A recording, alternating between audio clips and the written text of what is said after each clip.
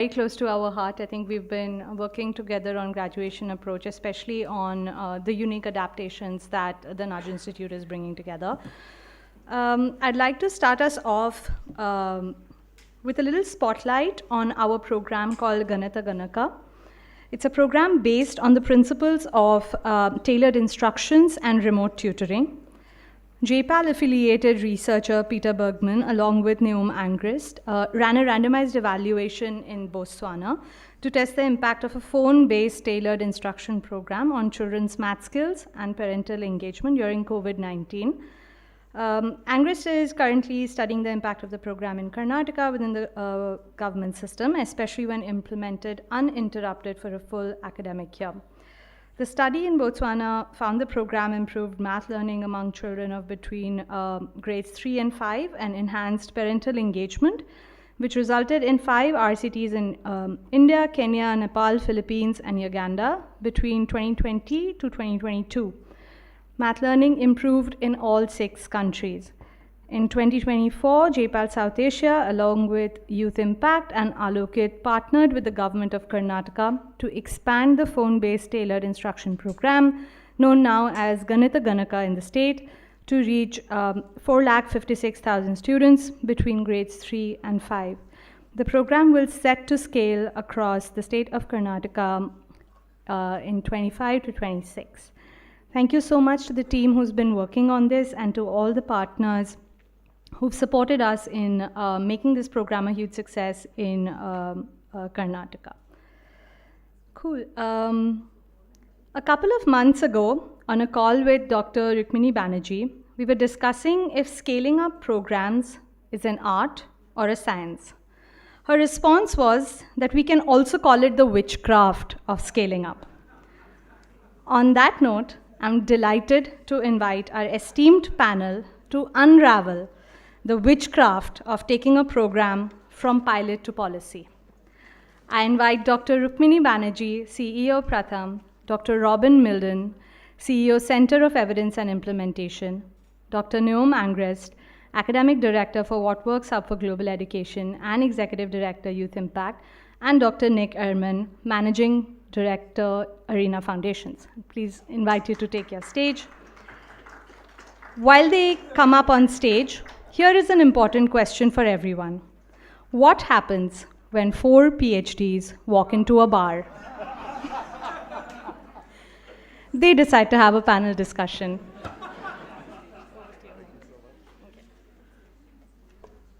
Wow. I've never been introduced as part of a... No, this is now the panel on witchcraft, in case you didn't know. It's a privilege to be here. My name is Nick Ehrman. I lead our philanthropic work at Arena Holdings out of New York. We really have one goal in this next 45 minutes. It's not dissimilar from that, actually, which is to connect the front end of various forms of rigorous evidence to what we mean by scaled impact. There's some mysterious set of things that happen in the middle of this impact production function. We can call it witchcraft, we can call it a black box. People have other words for it, like frameworks or path models, or there's so many different things that go into the middle, and the hope over the next 45 minutes with this esteemed panel is that we shed a bit more clarity and precision on what should be happening, connecting evidence to scaled impact. I'm joined, obviously, by Rukmini and by Noam and by Robin. I'm going to get out of the way and start with a question. So, in a room full of at least many economists, I'm not one, I studied sociology. Let's start with our priors.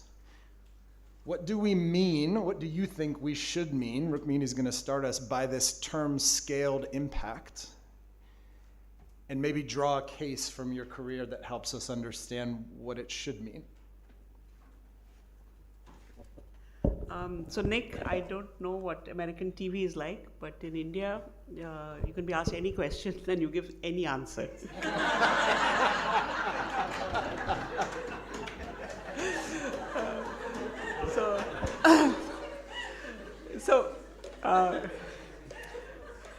So now I've forgotten his question, very convenient. So one is, but I remember some words, scale and impact. Yeah, what is it? Yeah. So one is that we are speaking in English, and that's a good language for economists and so on. But I've always thought of why, if we had to have this conversation in some Indian language, I don't think there's a word for scale. There is a word for big, there's a word for small. But if somebody has a word for scale in Indian language, that would be useful. And maybe that's because, as Iqbal said, we don't need to use that word. It just is there in the air, right? The second is scale a noun? See, I'm completely distracting him from his job. So is scale a noun, or should we be talking about scaling, which is a verb? And if we are talking about scaling, then it's not just a one-way up. I feel, at least from our experience and all this white hair, that there's been a lot of up and down, scaled up, scaled down. And so I don't know where exactly is the right point in scale. And then, of course, impact, you can't get around the word impact, especially not in this crowd. So I think there are impacts. And there is also a verb, which is impacting, which could be an ongoing process. So, of course, there is impact as measured by, RCTs, which is called the gold standard of, I don't know who called it that, but presumably that's what you're supposed to say. But then there is also, I think, it depends on that so many, children or whatever have reached a certain point and have not fallen back, definitely is an impact. But I would say that very often, because we are looking at the outcome impact, sometimes we forget about the process impacts, because many of these scalings up and down, I think, leave certain waves within, systems. And I think that those should also be considered, impacts. I have an example, for example, from Punjab, where we worked with the government in 2008-9 for a period of about 2 or 3 years to get teaching at the right level as part of their system.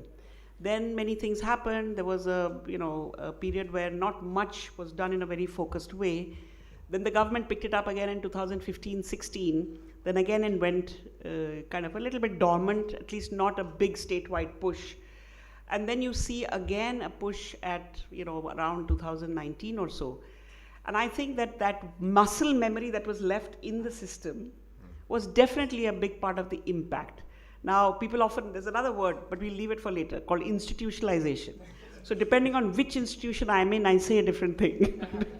Because that also means, it's like Hinduism, means many things to many people, right? So, but I do think that what it leaves behind after something has been done in an intensive way is also certainly an impact. But by that time, the JPAL guys have left, so it doesn't get measured. This is going to be good. I know, really. Noam, you want to take it? Yeah, exactly.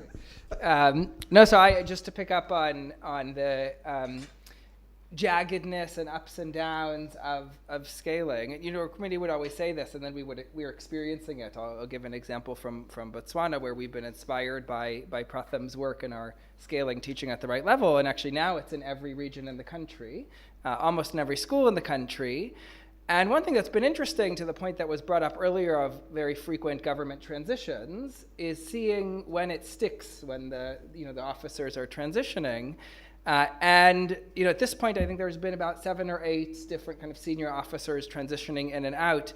And one senior official said, "This is the only program I can't stop from scaling," which was not a ringing endorsement. It's not what we were looking for, but it was sort of a moment where, oh, well, this is really sticking. It's sort of persisting through shock. So I started to shift the thinking from just going bigger to persisting through shock. So that's kind of a new lens that's been really salient. So that's one thought.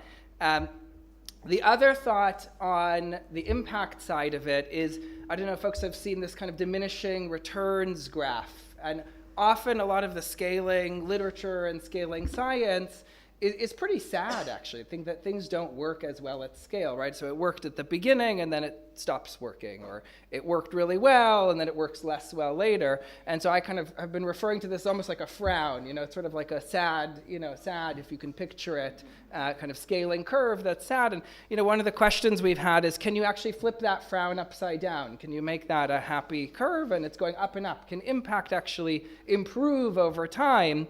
And we found that it is possible, but the key is the continuity and the learning and the systems for learning. And when you think about it, it makes a lot of sense. You should learn from experience. Every time you try, you should get a little better at something. So I think it's an interesting puzzle why that's often not the case in the scaling story. I think part of the reason is we often kind of throw the baton across the ocean. We hope someone else will do it. We don't really have the follow through. But where that is the case, actually, you can see impacts improving over time. Stay on that for 1 second, Robin. I'll get to you, promise. I was talking yesterday to Shobani about this distinction between systems change. We throw all these words around, right? Like there's 1,000 words that we're talking about, and Rukmini's already basically taken them all down one at a time. But let me offer some more, so you're ready. Systems change versus scaling solutions. And these are different things, right? Kevin Starr talks about this in Malago.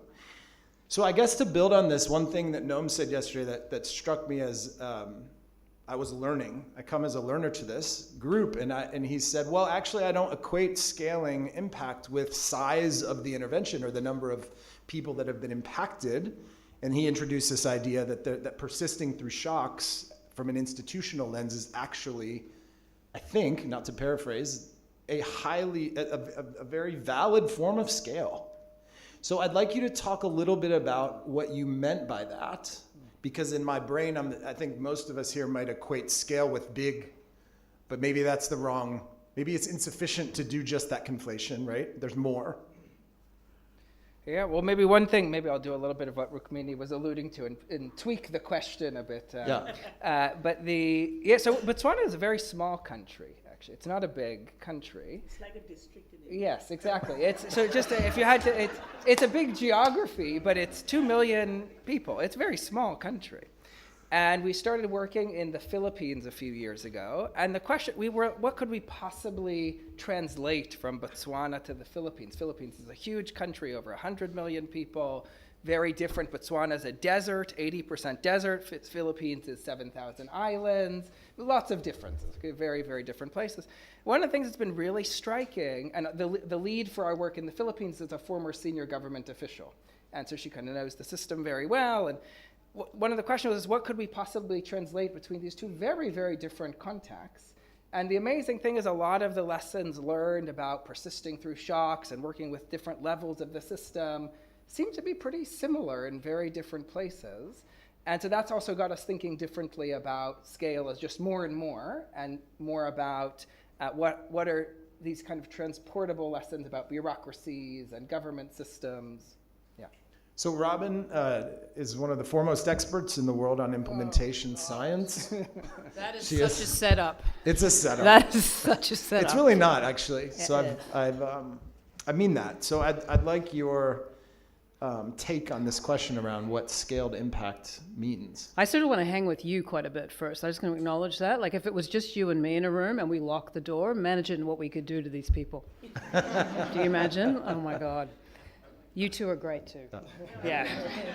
I just want to I'm going to do that, but I'm going to grab something. So the general definition of scale in most of the global work that we all do is getting to 60 to 70% of the population who could benefit from the innovation you're trying to scale. However you do that. So whether that's via government, whether that's via tech. So that's the end goal. Like sometimes when people are talking about scaling, they talk about the end goal being government picking up the innovation. That is a way to scale, but that is not the outcome, right? So that sort of helps you kind of hone what are we trying to do here. And one of the things to pick up on your, what did you call it, persistent shocks? To me, that is a strategy to support scaling. So I'll talk a little bit about the witchcraft. We talk a lot about what, And JPALS does a magnificent job around the what and testing the what. And then when we get to the how, we do a bit of a spray and pray strategy. We go, I'm just going to try and get it to as many people as I can, and I just hope they're going to do it. And we very rarely put the amount of attention into the how that years and years and years of good science has done on the what. And so in fact, studying and figuring out the strategies that will improve the implementation and scaling is just as important as figuring out if the thing worked in a couple of trials. So we need that, because you don't want to be scaling something that has been shown to harm people. You 100% don't want to be doing that. But you want to be thinking about really carefully, and you want to be thinking about scaling from the start of the design of the trial.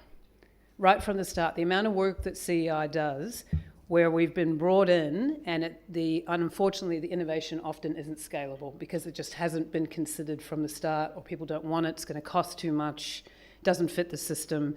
So it's thinking about carefully scaling from the start. And then that middle witchcraft bit is where we think about scaling strategies. So one of them would be persisting endlessly through thunderstorms, consistently studying the barriers to scaling and what facilitates good scaling, and trying to up the facilitators and decrease the barriers. That's just the work of scaling. And people that do it day to day in their lives, and a lot of you would do it without even reading the literature. It's just a very practical thing, and we do by learning, as you were saying.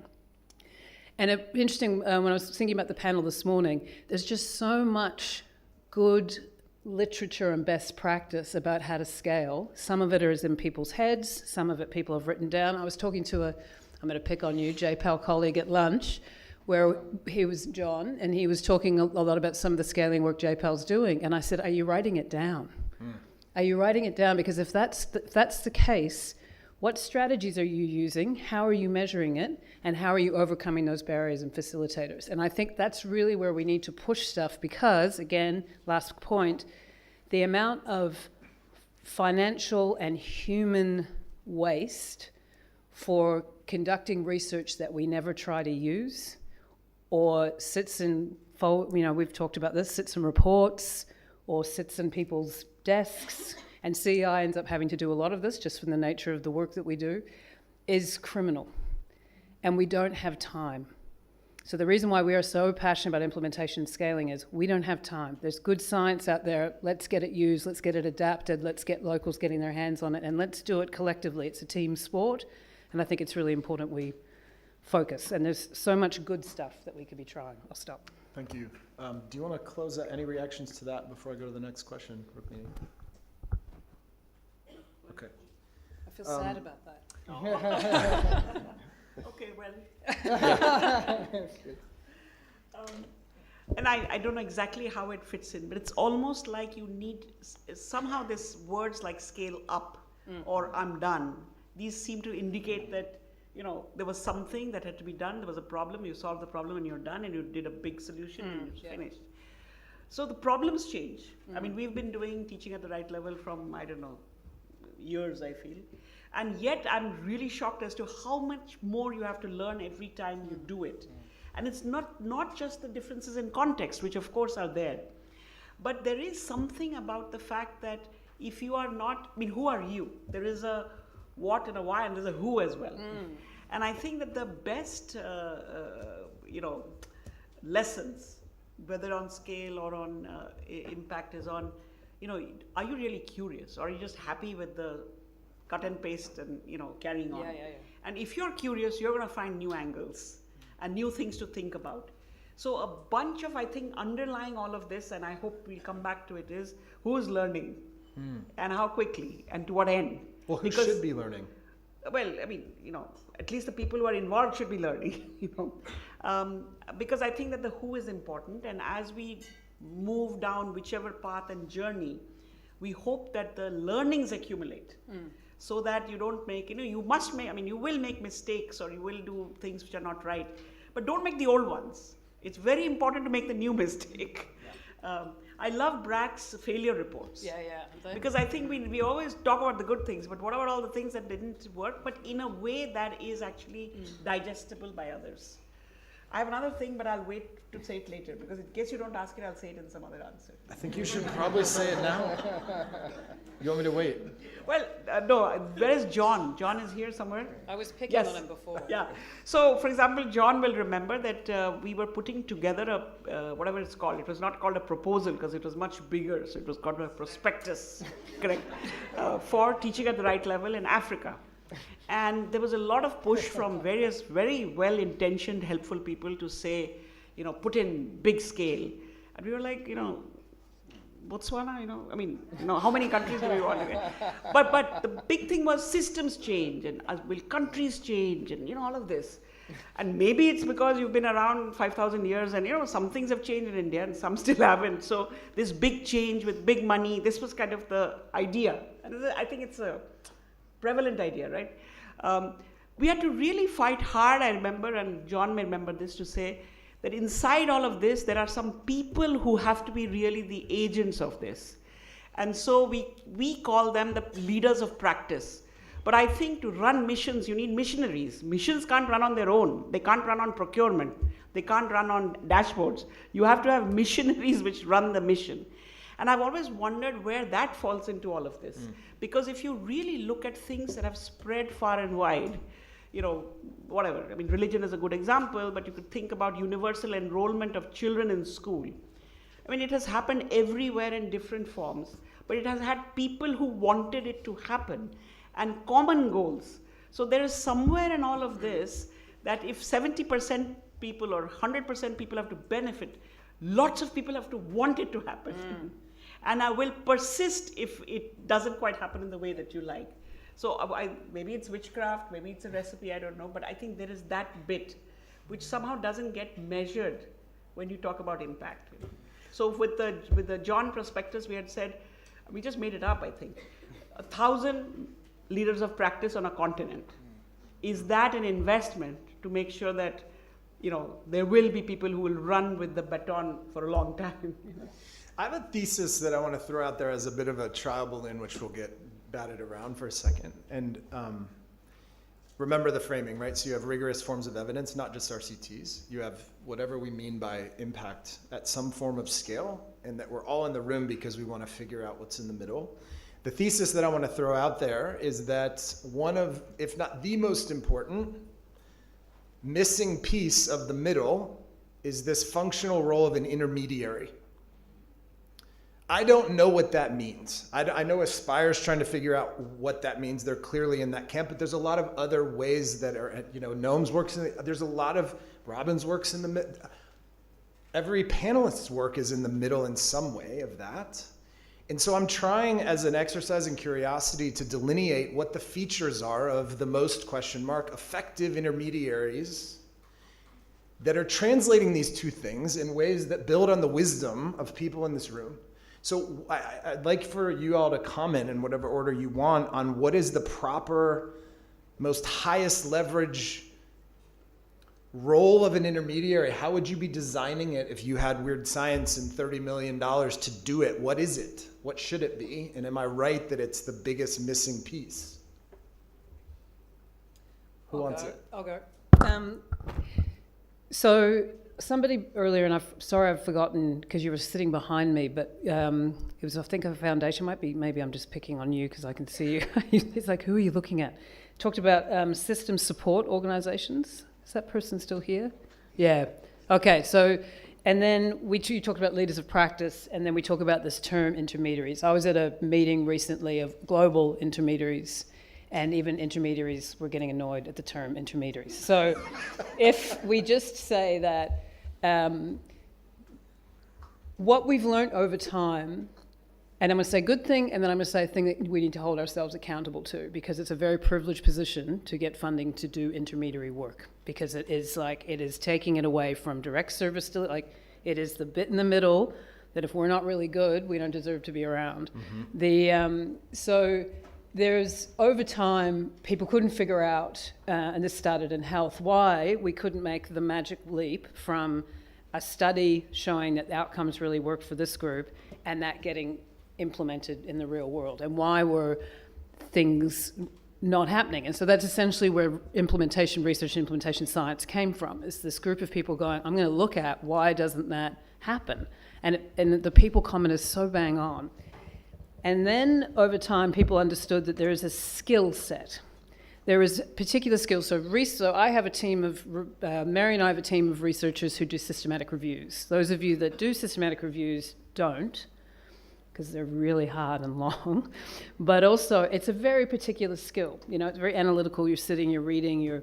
I wouldn't have somebody who does a systematic review work with a group on the ground. We're doing some work around child protection. It is a whole different skill. It's often a practitioner's skill. It's often a good communication skill. You're often a very good facilitator. You are aware of power imbalances.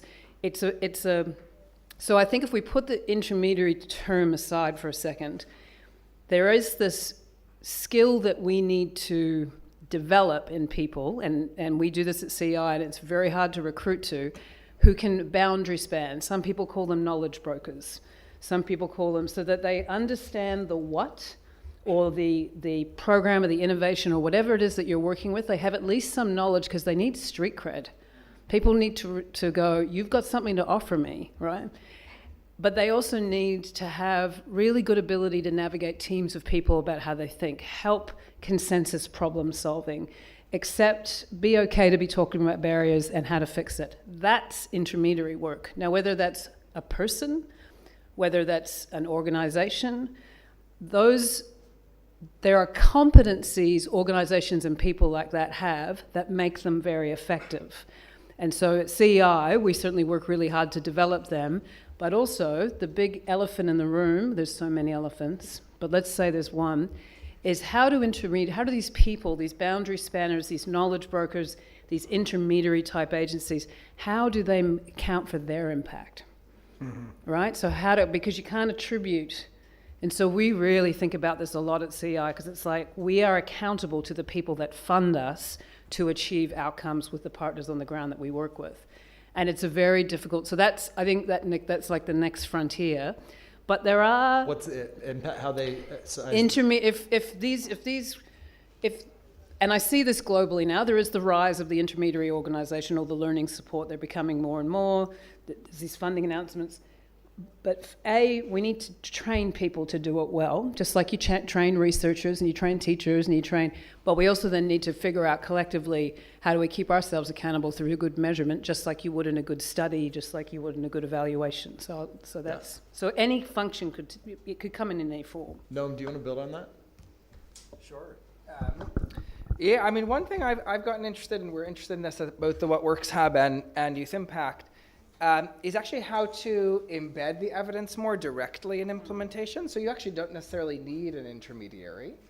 And so, you know, the incentives and the things that make for good research and good implementation, sometimes they're compatible, but sometimes they're different, which is why it's so hard to connect the dots there, right? So for researchers, an incentive often is to really tightly control something, to very precisely pick out the mechanism, to kind of move slowly so it's correct and perfect, right? To publish it and make it novel, and all of that is really important, and it can lead to profound insight.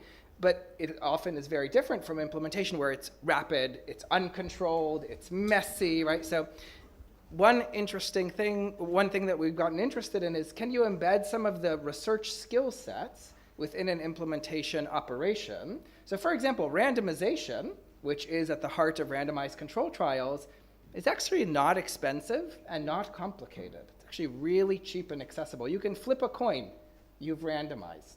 And suddenly you have the power of causality at your fingertips.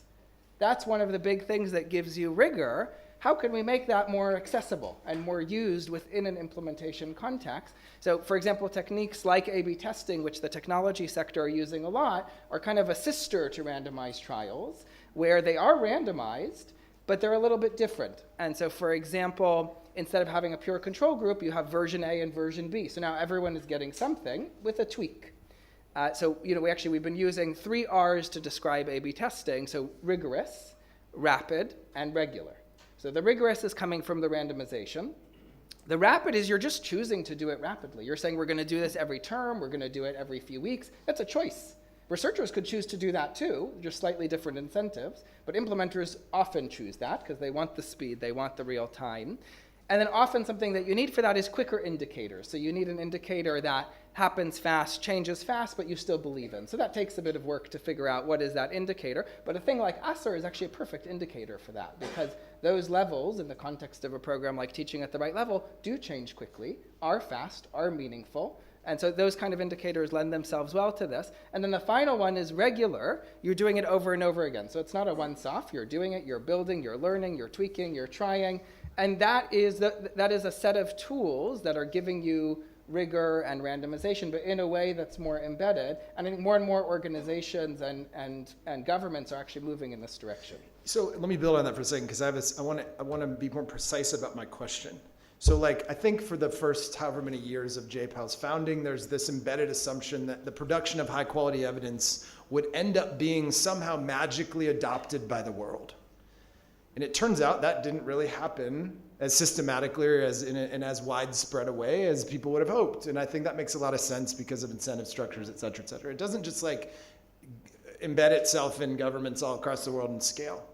So now there's some intentionality put behind this act of, like you see, we just saw like a nudge JPAL co-signing of some work with graduation approach, but what, 20 years in, there were I just wrote down this word, a brokering function. It's when I say intermediary, I mean there's like art and science to the phases of brokering somehow this world of evidence, which you're making very clear, and the uptake or the conditions under which people, humans, governments, whatever, decide that they want to allocate attention and heart and head to actually giving life to this thing to more people. I'm saying, is there a brokering that needs to be happening through intermediaries? And can ASPIRE or others be like, can we get precise about what we mean by that? Let me give you a subcontinental example. If I take a poll in this room to see how did you get married, some people didn't need a broker. They needed some, mood lighting and the right place or something, okay? But there is matches are made in many different ways. This is a serious point. Sometimes the matchmaker just introduces and then gets out of the way. Sometimes the matchmaker goes all the way. And sometimes when things work out well, the matchmaker takes the credit. And sometimes when it doesn't, you don't see the matchmaker again. So I would say that this question of intermediary, about how do you bring this evidence to those who can digest it and decide, I think it depends a lot on some of these cultures. And we can all cite many examples of these. If somebody is sitting in Côte d'Ivoire and is interested in teaching at the right level, we don't even have a common language. Forget about a landmass and an ocean and so on. Yeah. So somebody has to suggest, buy a ticket and go there and take a look. But the person who suggested buying a ticket probably just knew both parties enough to know that you should chat. Now, the Côte d'Ivoire example is a good one because the government sent its people to India for 15 days. And they sat in classrooms where this was happening, figured out that this is something that may work in Côte d'Ivoire, and then got into the act of adapting, tweaking. In the case of Zambia, there was I don't know how many intermediaries. And, some of them didn't get out of the way, okay? But at the end, it's a process, I think. And you may go through it, I don't want to name anybody in this room, but, you may have tried it your own way, then you get your dad to find you a match, and then you rejected that, and then your friends found you the perfect person. So, it could be that you had several intermediaries, or you had nobody. It really depends, I think, on, the context or the moment. So I think you're trying to make a theory out of this intermediaries. And I think I don't think we're ready for that, because I think there are too many examples that are not sticking inside your framework. Okay, so Nick, let me say something. Go. Save me. Firstly, I want to get the money back from my matchmaker because my first one didn't work out. So if there's any way you could give me some advice on that, that would be great, because the second one seems to be doing okay, but we use the mood lighting. So that seemed to be an effective strategy. And that shows you to scale things. all sorts of strategies might be needed, including mood lighting. To go out on the brokering thing, I just want to just get some language, just because I think I know where you're going and I know where you're going. And you may not like this. I'll say this first, and then I'll say something that I hope you will really like. There is a lot of research on what good knowledge broking looks like. There are a lot of studies. Some of them have been published in Nature, right? They are also very actionable information, because ironically it's about knowledge broking. And the thing that we need to do is make sure, I think some barriers to the use of evidence has been the incomprehensible nature of the way evidence is written at times. And without actionable, what does it mean? What do I do with it? You can't take some systematic review on mental health programs and magically implement it, because they often don't describe what the intervention was at all. So you don't quite know. It's like, again, another magic black box. So there is, there's a wonderful, wonderful thing called, I'm not going to call what the framework is, but people have studied the effectiveness of facilitation of teams to show how effective they are at getting good implementation and bridging that gap. So there is things that we do know. But one thing that's super important is, in the old days, and my hair did used to be black, I've been telling everybody that, in the old days, we collectively, I think, and this still happens, a one-way push of the evidence is there, so just assuming that there's a demand side for that evidence in policymakers and practitioners, and the knowledge brokers that kind of show up and go, come on, you got to love this stuff, like look at it. And those people in real life are going, well, that's not my problem. That's not the thing I'm worried about right now. You might want me to be worried about that particular nutrition thing. I am actually worried about some violence against women and children in the community that I'm working in. So there's been a huge shift in the way groups like ours behave, in terms of, you solve the problem that people want solved. Don't bring don't sit in a room, and I'm a professor, so I can say this, and have professors tell other people what to do. That's where we put people off research and evidence. We shouldn't have done that. And we put people off data by having them measure things, or ask them to measure, that are useless, incomprehensible, and don't make any sense to people on the ground. So we get those two things better, and then I think we'll really be helping our system sort of be more effective, self-correct, accelerate the use of evidence. We're still at a 15-year gap between the things we know can support people now and what people get in real life. Still 15 years. So in early childhood, that's 3 generations of kids that are not getting something now we know could be helping them, because we're having a hard time closing that. So I just wanted to add. It just struck me listening to you that I think the word intermediary somehow makes it people. Yeah, let's go matchmaker. Yeah. Or matchmaker. Yeah. Right? But I've been thinking about this, that we've been doing ASPIRE for now 20 years. And 20 years, pretty boring, the same thing, year on year, done in the same way. But yet I think that by the time the new education policy came in India, there was a vocabulary and an appetite built up around the fact that you could talk about the same thing. Today, I think you don't need to convince anybody in India, at least in the primary grades, that learning outcomes are really important and foundational skill is done. Now, very often, funders ask us, show us the impact of ASPIRE. Mm-hmm. Actually, the word ASPIRE means impact, but that aside, it's very hard to do that, because when you're doing something that is changing sort of the climate, it's very difficult to call it. But I do think that things like that have also played a role. It's simple data. Almost anybody can understand it. You can use it in your classroom. You can use it anywhere. It was in the early days, people would say, some people loved it, others would say minimalistic, reductionist, boiling down this complex thing of teaching learning to these simple things. But I think over a period of time, something like that does create a common vocabulary and some kind of a common understanding of what needs to be done. And with so many states in India and so many years, somebody has done well in some year, it creates opportunity for new conversations. And so I'm kind of really surprised at something that I think is quite basic, and we thought we would not do it after the first 5 years, still has a lot of salience. In 2024, once the report came out, it provided a real boost to the whole country to say that we've been doing something right after COVID. Now, what is all of that? I think that is also somewhere bringing evidence and, implementation together to be able to talk to each other better. Yeah. So in the last few minutes we have, I do have one last question on, you all can go in a sec. I'm struck here because, first of all, I challenge Rukmini at my peril, and with respect. What is that?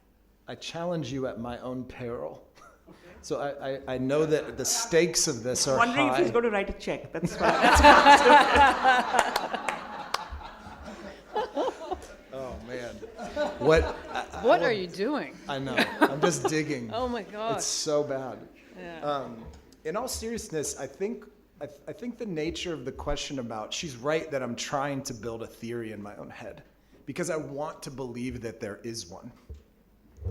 Two, the reason that I want to believe that there is one is that I don't think the world can rely on the singular genius of people like you to get it right, because the vastness of the problem and the rarity, at least to date, how many scaled impact examples can we in this room count on our hands in the world? Not enough.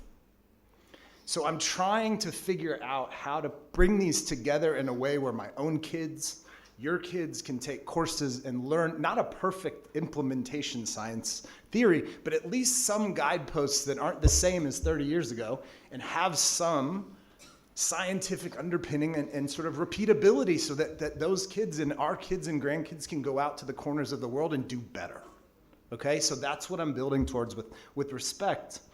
I guess my last question is, part of why we're here is to celebrate the launch of this, I don't know what the word, all the words are trashed, so I don't know what ASPIRE is.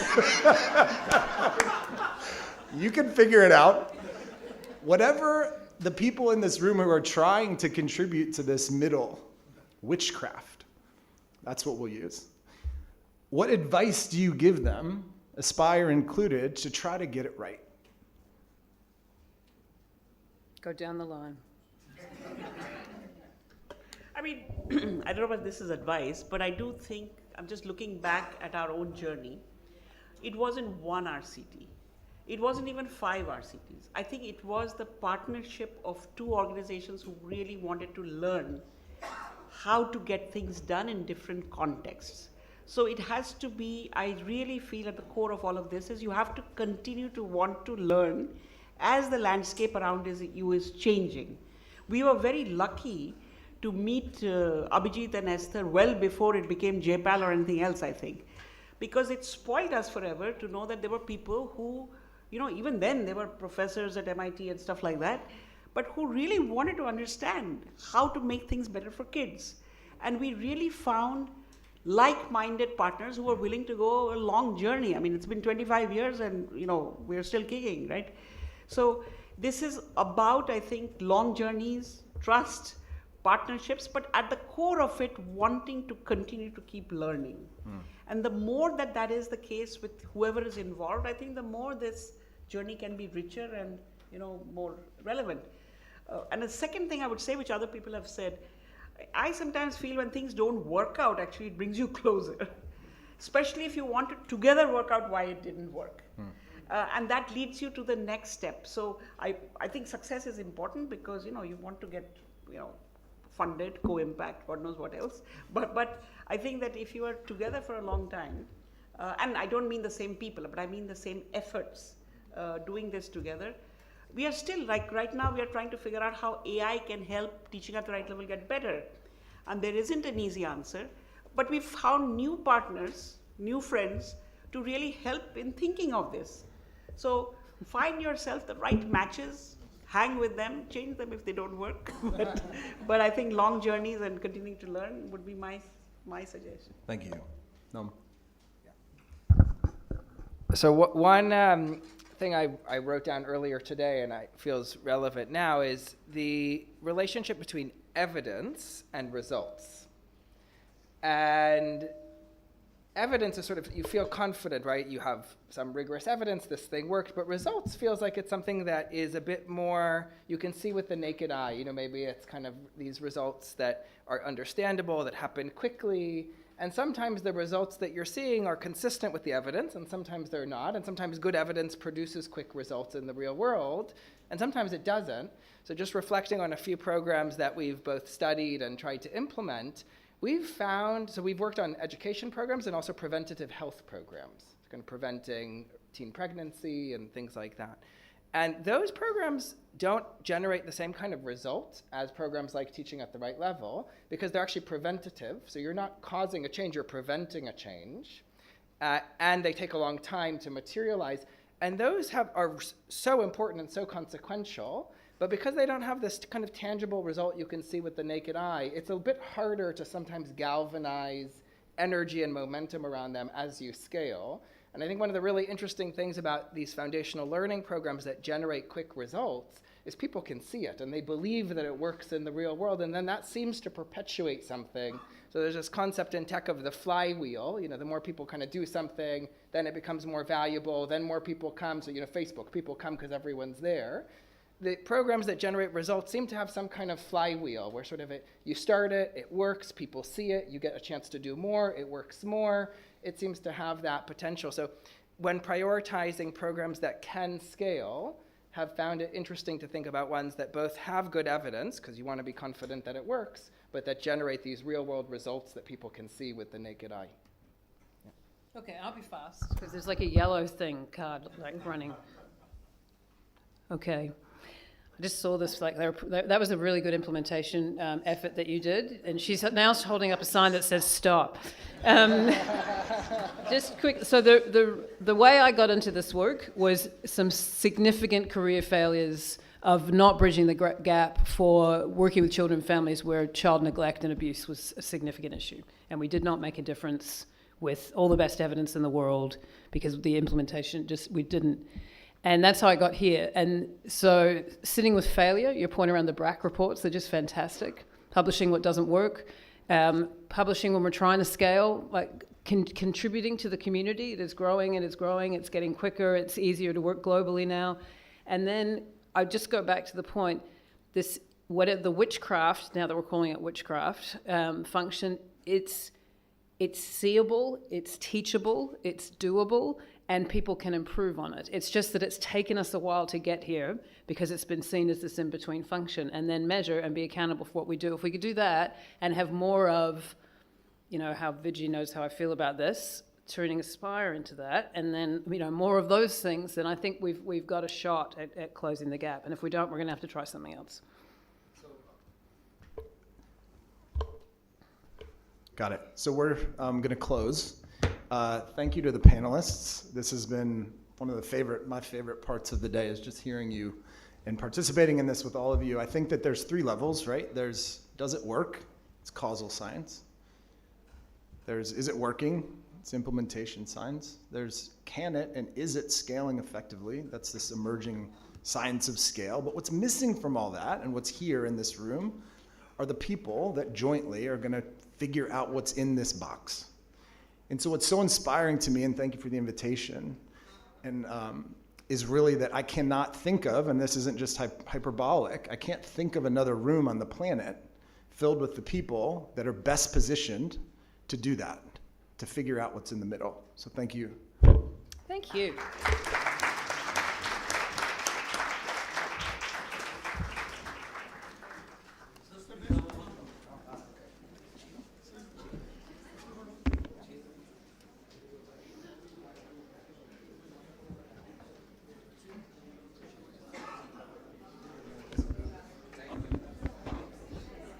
I'll request my colleagues Mayank and Sushant, who both lead our work on Every Child Counts, to felicitate the panelists, please.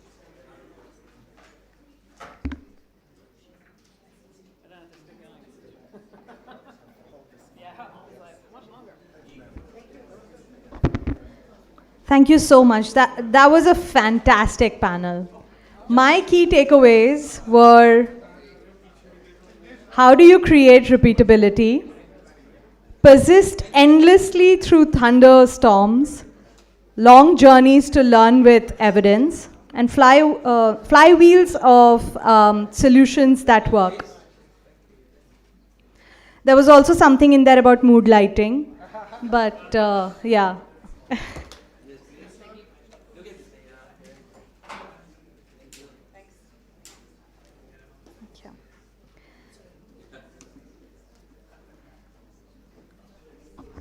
For our next spotlight, I'd like to give a shout out to our stellar team behind the Emissions Trading Scheme program.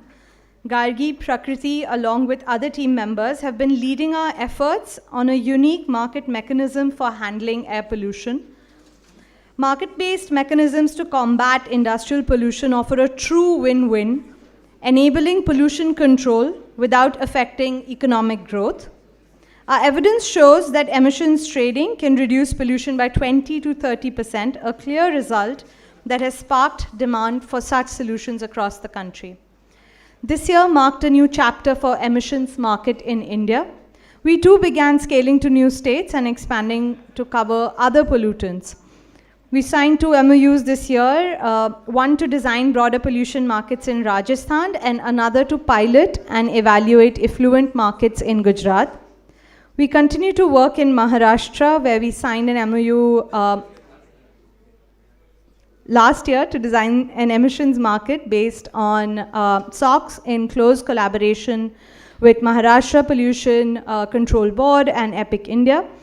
Our expertise is rooted in 15 years of policy, innovation, integration, and learning in Gujarat, which continues to serve as a foundation for this next phase of scaling market-based environmental solutions. Grateful to our partners and colleagues, your dedication and work inspires us all.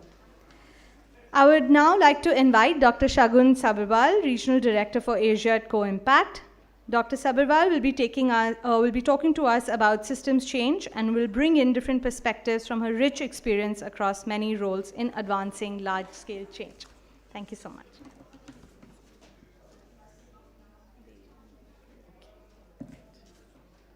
Okay. Good afternoon, everyone. I think people often say that the sessions after lunch are the worst ones, but the session after Rukmini is actually the most challenging one, because I don't have very entertaining stories to tell you. And unlike Iqbal, who could take us for 15 minutes without any slides and still keep us engaged, I feel I do need some audiovisual help in keeping you all engaged in this session. So what I'm going to talk about today is, I think, something that we have been hearing about since morning. And I really am very excited that ASPIRE has launched its first Scale-Up Summit. But I think, like Nick said in the previous session, there are like so many of these words, right? And I think in the development sector, we love christening and we love naming things. So we have scale-ups, then we have systems change, then we have systems orchestrator, we have impact, we have exponential change. So the list goes on and on. But what I'm going to do today is really kind of take a step back and really talk a little bit more about what we mean. I mean, what do systems change efforts need, specifically from funders and from research? Next slide, please. So let's begin with a few examples. And I think since morning we've been talking about the graduation approach, right? And I think hopefully by now all of you know what graduation approach is, who it is for. But just to put things in perspective, it's actually taken us 20 years to get to this point. This approach was pioneered by BRAC in Bangladesh many, many years ago. And after that, there were many more pilots that were done. Many different types of funders came in to support this effort. Many types of implementing organizations supported this. Many other type of organizations such as JPAL, IPA did these randomized trials. And even then, if we look at it where we are today, there are still 700 to 800 million people across the globe who are categorized as ultra poor. So we have a solution that we know that works. We know that it has also worked in different geographies. And yet, we still have a daunting task ahead of us if we just look at the numbers. And in this day and age, for people to be in that ultra poor category is just something that shouldn't be there, right? Now, if we look at the next slide, here we have the example of NRLM. Can we? Yeah. National Rural Livelihoods Mission, of course, because, and you heard a lot about it also in the morning, is an approach that actually started many years ago when there were social movements in the 1960s who started seeing that this whole idea of women coming together in collectives, can actually be something very powerful. And from that point on, there were these bigger non-profit organizations like Pradhan, there was the Mysore Development Agency that took on this idea. And then there was World Bank that came in, so there were multilaterals who came in, UNDP came in, and they said, let's try and pilot this in state. It started in Andhra Pradesh, and we have people from Telangana here today. It was then picked up in Kerala, and then finally it came in Bihar, and then it spread across India. And today NRLM is actually providing that platform on which you can then push off many other schemes, including the graduation approach. But what I'm trying to say here is that it's taken us 2 to 3 decades to come to this point, and it's been a result of many, many powerful actors coming together and doing this, right? So in the next slide, what I want to talk about is that what are the common threads across, if we want to look at both these as some examples where we have actually managed to reach scale, then what it really means is that the timelines are really long, and a lot of these efforts were fragmented. It wasn't that all of them were working together, but it caught the attention of the system actors at the right point for them to be there. So there were winning coalitions. I think to just throw another word into the mix, at Co-Impact we do believe that it is the idea of different coalitions coming together and different people with different vantage points. So we do need a JPAL who can bring the research and learning lens. We do need a breakthrough to bring together the implementing lens. We do need the government partners. But how do we do that in ways that we don't have to wait for 20, 30 years to scale solutions that we know are going to work ultimately, right? So if we move to and then I would also like to highlight that it's about funders and funding mix. So in the whole trajectory of getting to this point, you sometimes need this capital that's very flexible, that's maybe supporting smaller pilots, but later on you start to need funding that comes in from multilaterals, bilaterals, and eventually government funding. So it's a spectrum of funding that is needed at different points. So what if the different funders can also coordinate with each other, and this has all happened, but can we accelerate this process is the question. Next slide, please. I think what I want to now say is, and what I want to argue is that from morning, we've been talking about this lens, which is a very problem solution lens, right? There's a problem, I have a solution, the solution works, can I do it? What if we were to shift our lens from a problem solution to systems making them inclusive? And what does it really mean? What it means here is that who is being missed, who is being underserved, and what's breaking down. So I'm saying from the perspective of a system, if I am a public health system or if I am an education system, who am I not being able to reach? It is still the problem that some children are not learning, but now the problem is that as a system I'm not able to reach those children, right? Who is being left out from the system becomes the question. So there is a difference and a nuance between going from scaling a solution to thinking about the system as being the center point, but the system also has to think of the people at the center, right? So if we go to the next slide here, what I want to share is that for Co-Impact, this main idea is that systems change is the enduring improvements in a public or market system that result in the system delivering better results in the lives of people, especially those who have been historically left. And why this is important is because actually the point that Rukmini was also trying to make, it's not that you do something, it gets scaled and that it just stays there. Backsliding happens, things change. So how do you make it an enduring change? How do you make it durable? NRLM has now become a durable system that exists to support women to come together and federate as self-help groups. It has gone all over India. It's not something new, like the vocabulary is there. So it has taken us a long time to get there, and this is the difference. You can have a solution, you can scale it, and then it can go back to the status quo, because the thing about systems is they love the status quo. They want to keep going back to it. It's very, very hard to shift it back and have something new come into the system, because that's the way they are. They're big, they're messy, there are so many different components. Each component is connected to each other, but still it's different. So that is why this is the core goal of Co-Impact. We support social change organizations to really bring about durable change in systems. So they go away from saying my organization, my solution, to saying what does the system need, and can my organization support part of it, but also bring together other organizations to do it. To give you a very concrete example, we heard a lot from Breakthrough today about girls' education needing change, or girls having to live in a society which is not at all gender equal. But what if every time you ask the question, instead of saying, okay, how do I scale this curriculum, to ask how is the school system in India failing a girl every time she enters school? It fails her by there not being toilets. The school system is failing her by lack of access to education that is gendered. It's failing them by having lack of leadership that cares about girls' education. So it's a multi-point. So can Breakthrough as a partner also build winning coalitions by bringing other organizations? Maybe there's an organization that's working on improving toilet access for girls in schools and do that. So that's what we really mean when we say systems change. Next slide, please. So now the point I want to make here is that systems change is not linear. And everyone said that again and again, but when you are trying to make roots, basically you want the roots to change. Like I said, the system will go back to the status quo, then you have to find how the ownership can come, how the government start to own, how the communities start to own. Shobini gave a very good example of the cook stoves, right, in the morning. Now what was the missing piece is communities' perspectives was those will work. So how can systems also make sure that we are not just having technocratic solutions, because eventually when they hit the communities, it will not get taken up if they don't work for them. Self-help groups have worked because communities find it easy to come together and sit together in a group and find and take loans. But it has taken years and years for us to get there. So it's really not about attribution at the systems change level, it's about embedding. How embedded have you become? Next slide. Now for those of you who love graphs, I have some graphs that I've put together.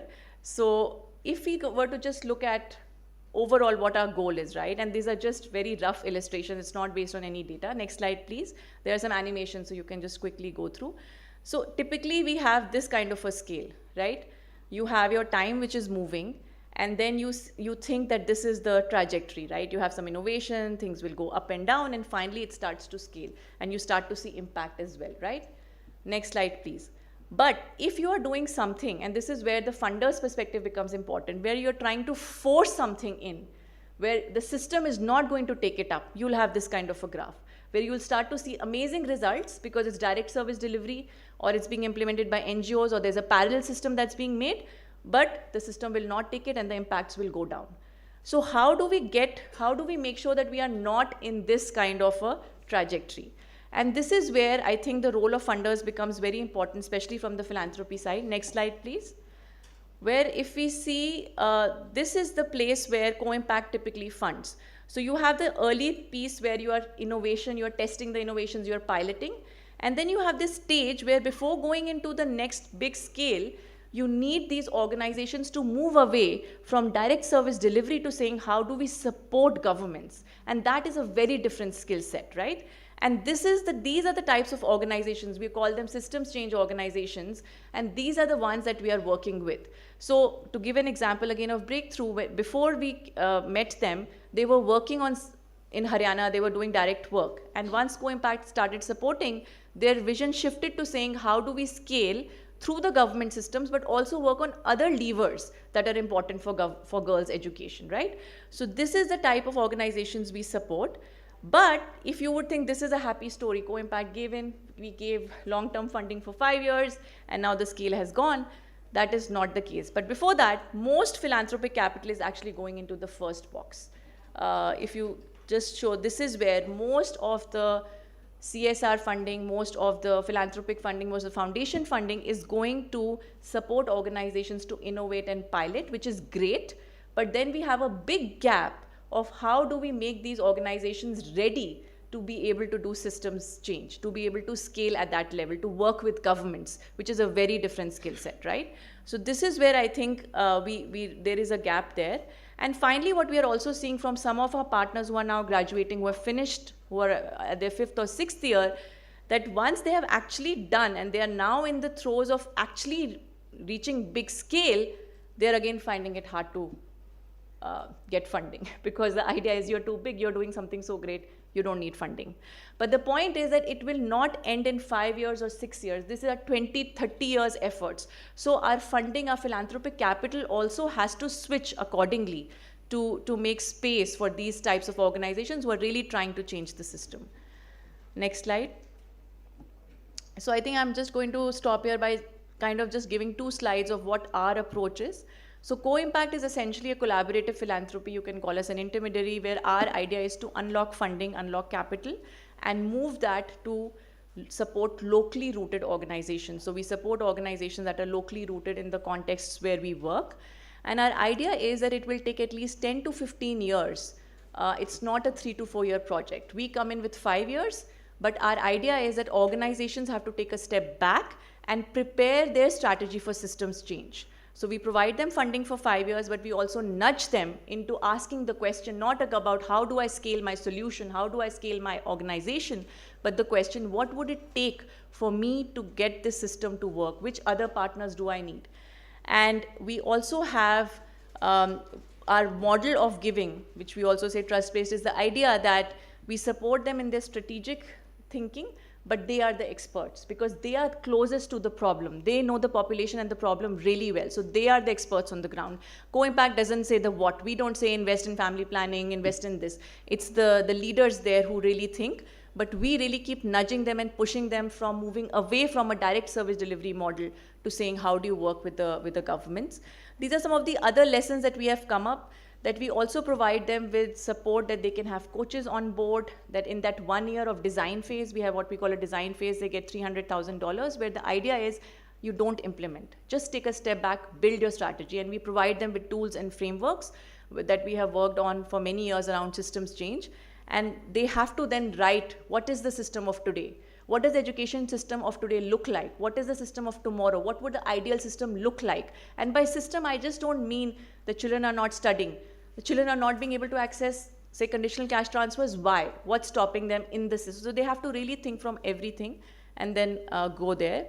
Our idea is also that organizations who are in the systems change journey have to realize it's not about their organization anymore. It's really about the government owning it. So they have to really take a step back. They don't put their logos. It's not their program. It's the government's program. And that becomes important. I've been shown the stop sign. So I'll just quickly move to the last slide.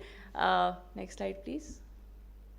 And I think this is where I do feel that philanthropic capital can really play an important role. I think there's been a lot about intermediary, all those functions, but coordination, many of our outcomes are not moving because it's so hard to coordinate across agencies. You take the case of nutrition, it doesn't sit with one agency. So who is going to sit and do all of this coordination? This is again something that the systems change organizations do. And finally, I would just end by saying that, last slide, that research and learning again has a very important role to play when you take the systems lens. Can I have the next slide? Yeah. So essentially, again, the idea is that we don't forget the communities because again, then your solutions will not work. So research, learning, and knowledge can really help us at every point. It's not just about that does this work or not. It's also about how do you create feedback loops that the systems can take on. Don't create feedback loops that are so difficult that no one will be able to collect those data. So how do you do all of these things with the idea that the system has to own it one day, that it has to endure beyond this particular organization's support? So this is where I would end. Thank you all. There's one last slide, I think, but I won't go over it. And thank you for your patient listening.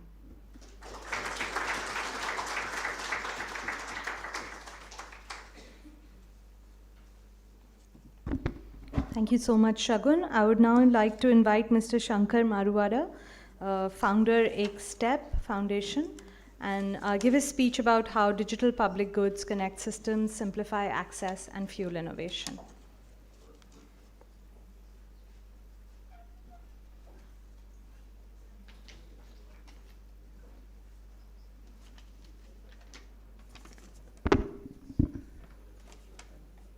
Good afternoon, folks. It's a tough act to follow, and that too the second or third, and maybe I'm between you and coffee. Let me start by telling you my story. In this lifetime, I've had to live 4 different lives. That of a bazaar, corporate, an entrepreneur, that of Sarkar. I was part of the startup team at Aadhaar, and now Samaj for the last 10 years as the co-founder and CEO of Ek Step Foundation, which was co-founded with Rohini Nilekani and Nandan Nilekani. So these 3 perspectives of Samaj, Sarkar, and Bazaar have given me the unfair advantage of being able to view a situation from either of these 3 lenses. And sometimes viewing it from 3 different lenses gives me totally 3 different answers, which makes me schizophrenic. My brush with scale started with Aadhaar. 28th September 2010, almost 15 years ago, close to midnight, I was looking at a sheet of paper. It was actually the first Aadhaar to be issued to Ranjana Sonwane, which was issued the next day by the Prime Minister, the first 10 Aadhaars, 29th of September. And looking at that and 1.5 years of intense work leading up to that moment, I was wondering, can a piece of paper change India? At that point, you're full of self-doubt and everything, right? How can one piece of paper change that? But thankfully, we were lucky, and after 3 or 4, as Nandan calls it, near-death experiences, Aadhaar succeeded, and all the goals it set out to reach were achieved. But more importantly, it laid the foundation for India's dramatic digital transformation, which, by the way, was the reason why I named it Aadhaar Foundation, right? So right from the beginning, the imagination was one of scale. When you're looking at a country of India's size, and 15 years ago we had a much smaller population of 1.2 billion people, nothing I'd ever done prepared me for that scale. It's like you do your PhD in Newtonian physics and the question paper is on quantum mechanics, right? How do you handle that kind of scale of India? And under an inspiring leader like Nandan, turns out the answer was in some ways simpler. One, have a mission that is much larger than yourself or your organization. Initially, UIDI had a sanctioned staff of 2,000 people. Nandan said, I only need 50 people. And after some negotiation, it was increased to 200 people because 50 people is too small for a government project. And those of us from the private sector, just 10, 15 of us. And there was a reason for it. When you set a goal as large as that, and you have a team much smaller than what is needed, by extension of that logic, you are dependent on others to help you meet that mission. If you had all the resources, if you had all the people, why would you need others? And if you don't need others, you are on your own. But by creating circumstances that you have to collaborate with others, you actually stand a better chance of success. Why will others collaborate with you? Because the goal you have set helps everybody. When you reach 1.2 billion people and you're able to prove digitally that they're unique, suddenly India's digital benefits, direct benefits transfer scheme takes a different level. And when you talk to others and tell them proactively, what can you do if you're able to verify someone is who they say they are? Turns out banking system said we can improve our financial inclusion. We jumped from 18% financial inclusion to 82% financial inclusion in 8 years, when the best of research showed it should have taken us 46 years. The power of collaboration is nonlinear growth, transformation. Second example, it was a government project, but right from the beginning, we said, how can we impact the private sector to innovate better?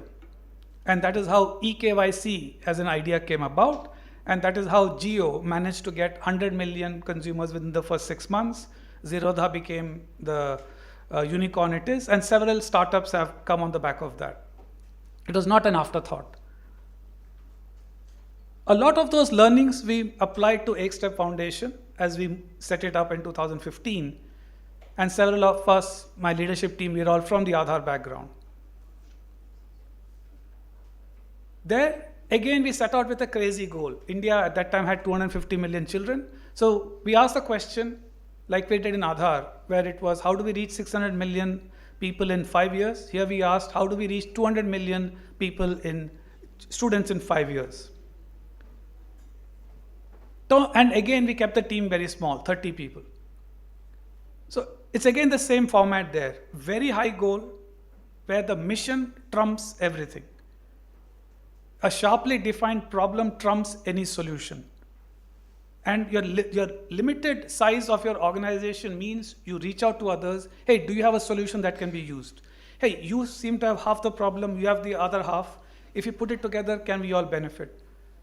And at ASPIRE, therefore, we decided to create digital public goods. What do I mean by that? If you want to take 10 people from place A to place B, you build a vehicle. If you have to take 1 billion people from any place to anywhere else, first you build the roads. And as ASPIRE, we said, that's what we are good at. We understand technology, we understand scale. Let us build technology as public infrastructure so that Sarkar, Samaj and Bazaar can innovate on top of that.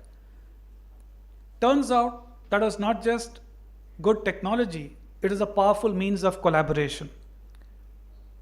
What we then did was, when Government of India reached out to us saying, you seem to have some cool technology, can we use it? We partnered with them to create what you know as Diksha, digital infrastructure for knowledge sharing. Because we realized that there's no way we'll reach our target of 200 million kids by 2020, in 5 years, and improve their access to learning resources, our mission. But the government had a different mission. A lot of private sector agencies had a different mission. Not-for-profits had different mission. Collaboration is when we work with each other so that each one of us achieves what we want to achieve. It's not cooperation, it is not coordination. So the creation of Diksha allowed the Government of India to offer that as infrastructure to the states. And it all came about from a simple idea and a reimagination. Just like Aadhaar was reimagination of digitally able to prove someone is who they are, who say they are, that was the first step in any kind of service delivery. Here, after 1 year of roaming the wilderness to find out what technology can best work in education, we realized that under our nose was already the most powerful technology ever invented for school education. Anybody guesses? Sorry? Kind of, the textbook, right?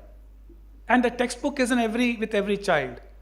Instead of running away from Blackboard or textbook and saying they are old technology, we have cooler technology, instead of saying teachers are good or bad, we don't have enough schools, how do we leverage all of that? That's what we call as +1 design. When you're thinking of something at the scale of a population, you have Sarkar, Samaj, Bazaar all doing their stuff. You have many systems and ecosystems. Any change to succeed at scale has to be minimal. And at that point, it has to be what we call as +1, radical incrementalism. So what we did in Diksha was we conceived of an architecture where anybody could add, anybody meaning authorized, those who publish the textbooks, could add QR codes into the textbook, which suddenly made this textbook a window into the world of digital content. And so energized textbooks, right? A lot of states used it. In fact, in the lunch, in the demo, I saw one of the things saying that they did something and they put that on Diksha, right? It allows people to innovate, put that on Diksha and make it available to everybody. Shared infrastructure, collaboration, people don't have to talk to each other. Again and again, we have seen that work. In fact, in this room, there are at least 7 to 8 organizations who have collaborated with ASPIRE in various forms to meet their various objectives, right? I see Chetan, Rukmini, so many of you. And these are intense collaborations. I'm not even the Skis Foundation. And these are collaborations over years. And to build off what Rukmini said, it is witchcraft, right? But the heart of it, in fact, like, it is somewhat like parenting. You can't explain it. You just have to keep at it, hoping someday you get it right. So, if collaboration is so good, why is it difficult? And I would wager that it starts with mindset. For me, scaling itself is a mindset. It's not a milestone, it is not a destination. It's a mindset. Just like back in the day, we used to say, quality is a mindset. If a problem is at scale, are you seeing the problem at that scale? So this mindset translates into what I call as 4Ds. Definition. How are you defining the world? Is scale part of your definition? Are you seeing the problem at scale? Are you seeing the problem as very complex, interconnected, as Shagun said, right? Everything is intertwined. Or are you seeing the problem as a child is not able to learn? I will solve that problem. It starts with how you define the problem. In Aadhaar, I wasted 6 months of my life thinking citizens do not trust government. That was my mindset. Turns out the government is the most trusted brand in this country. When my mindset changed, I saw the problem completely differently. I was thinking identity was around pride, national pride. Turns out most citizens don't care about identity as we think. But identity turns out to be an economic asset, especially given by the government. So defining ID as an economic asset given by the most trusted brand, a lot of demand for that. EdTech works, does not work, we don't know. But your textbook that you trust, having digital content approved by your teachers, that's different. How are you defining the problem? Second, how are you designing both your solution and the process and your organization? Once you have the right seeing, for example, we decided to keep our organization small, decided to focus on fundamental technology as open goods, and we decided to collaborate with everybody. That is how we designed our intervention.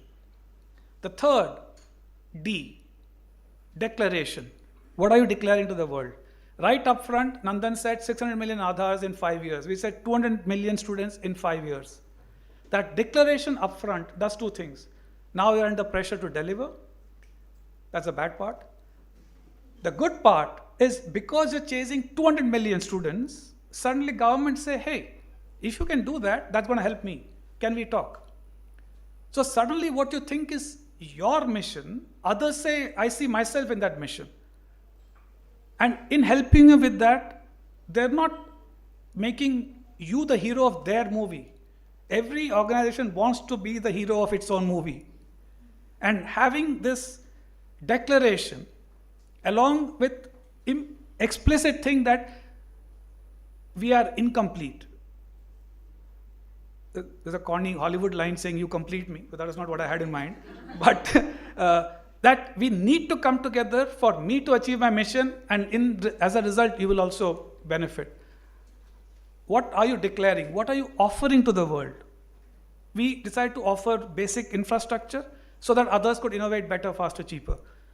If you have these three ducks lined up, then in your do, the fourth, you will have collaboration as part of what you do. I would like to end with an analogy which I use. When you plant a seed, the seed grows up to be a tree. When you plant the same seed again, type of seed again and again, you get a plantation. What's the difference between a plantation and a forest? A plantation grows, and growth is not scale. Growth is 10%, 20%, 30%, 40%, 50%, 100%, 200%. Scale is 10x, 100x, 1000x, 10,000x. You grow your plantation, stop tending to it for 1 year, it'll start to degrade. Shagun's graph. Get a forest going. After a few years, take your hands off. The forest will thank you and continue scaling. Give it enough time, it'll cover the world. When you planted that seed, going back to scaling is a mindset, was your ambition to create a plantation, or was your ambition to create a forest? Most people want to create plantations because you can control the trees. You can control what is weed and what is value. But in a forest, nothing is waste. You have Sarkar Samaj Bazaar. You have the tiger, you have the deer, you have the grass, you have the tree. Some kill others. That's the nature of a forest. It's messy, it's interconnected.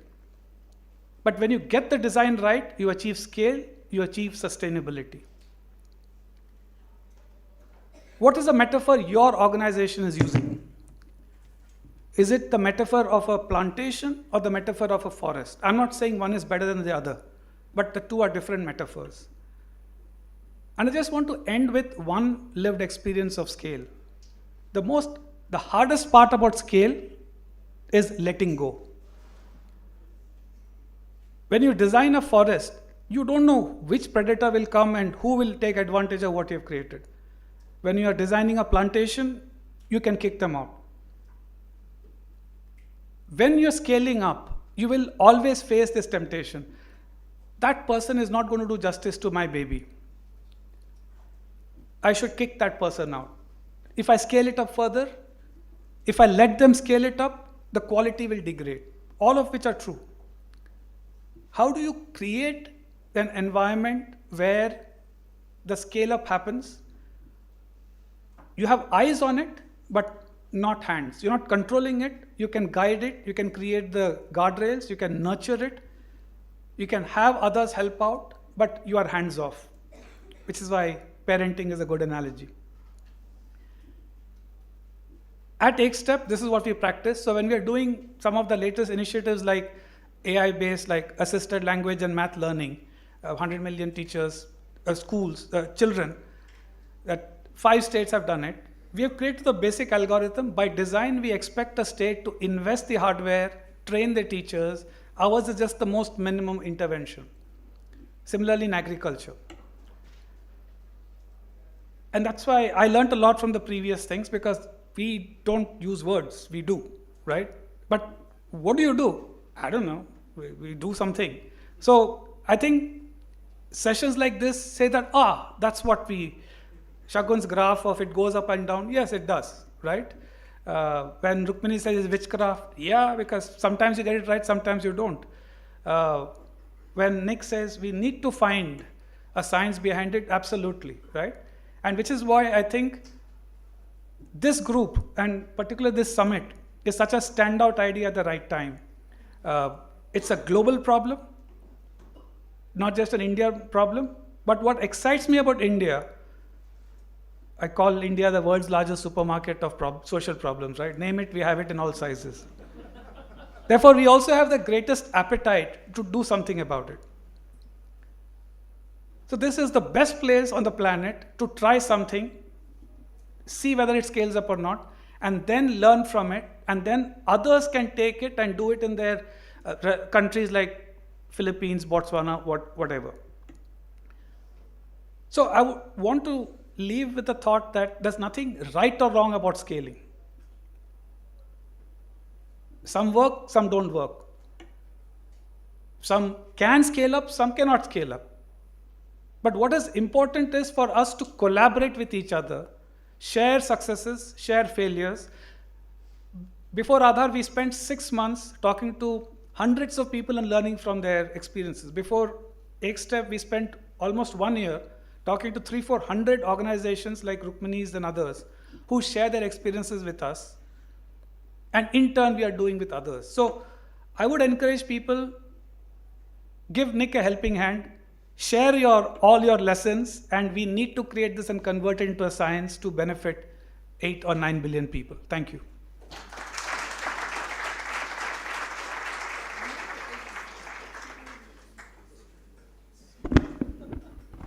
Thank you so much, Mr. Maruvara. Those were some amazing reflections. I'll invite my teammates Neha and Arvind to felicitate both Shagun and Mr. Maruvara. Yes.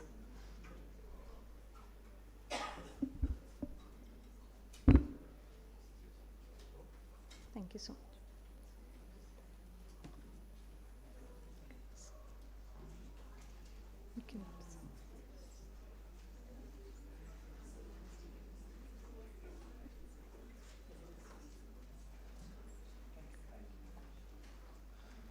Thank you so much, everyone. We'll now get into a very short tea break. We look forward to having you back in the room after 15 minutes. Thank you so much.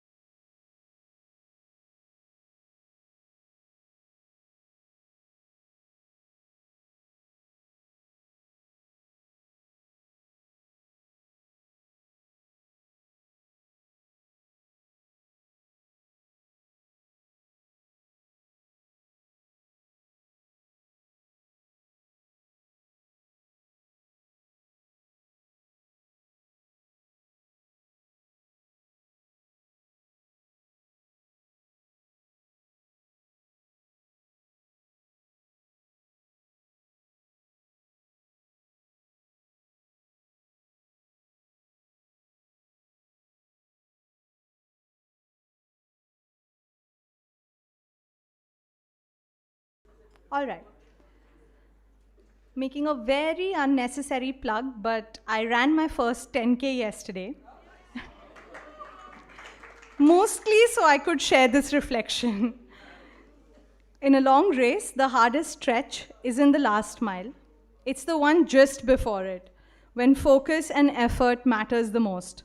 Scaling up is no difference. Once momentum builds, the finish feels within reach, but it's the penultimate push, proof of concept, partnerships, and persistence that really takes a village.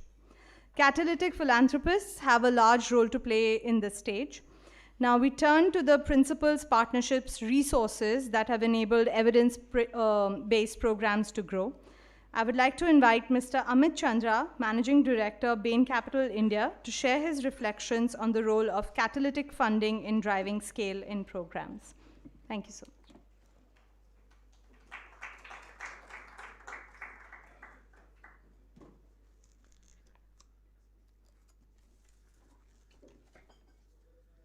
Thank you so much. Good afternoon, everyone. Namaste. You know, after that session by Shankar and Shagun, I'm not so sure there's a lot more left to be said. That was quite an education in itself. Thank you so much to the organizers for inviting me here today. It's truly a privilege to be here with so many distinguished practitioners from the community. You know, when we think about scale, the images, of course, that come to us are often skyscrapers, large corporations, essentially imposing structures built by the human capacity. But it turns out that in the development sector, to solve the most sticky and wicked problems, it's a lot trickier.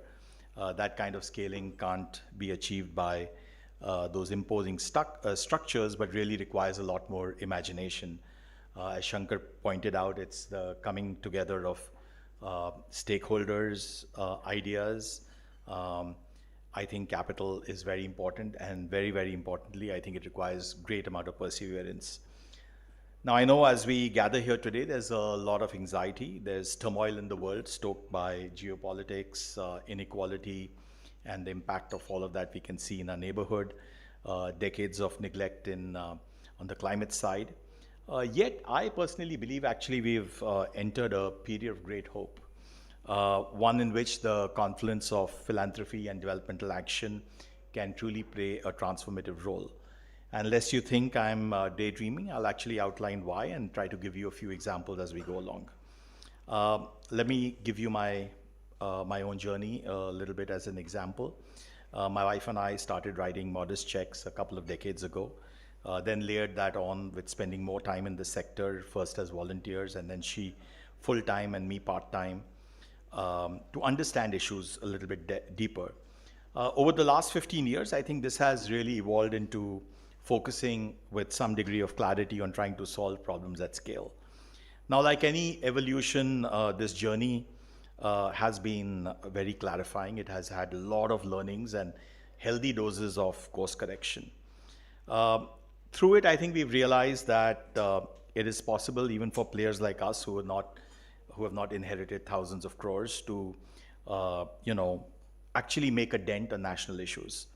But this, evolution has come from what I now characterize as the framework for the work we do in our foundation, which is the 5C framework.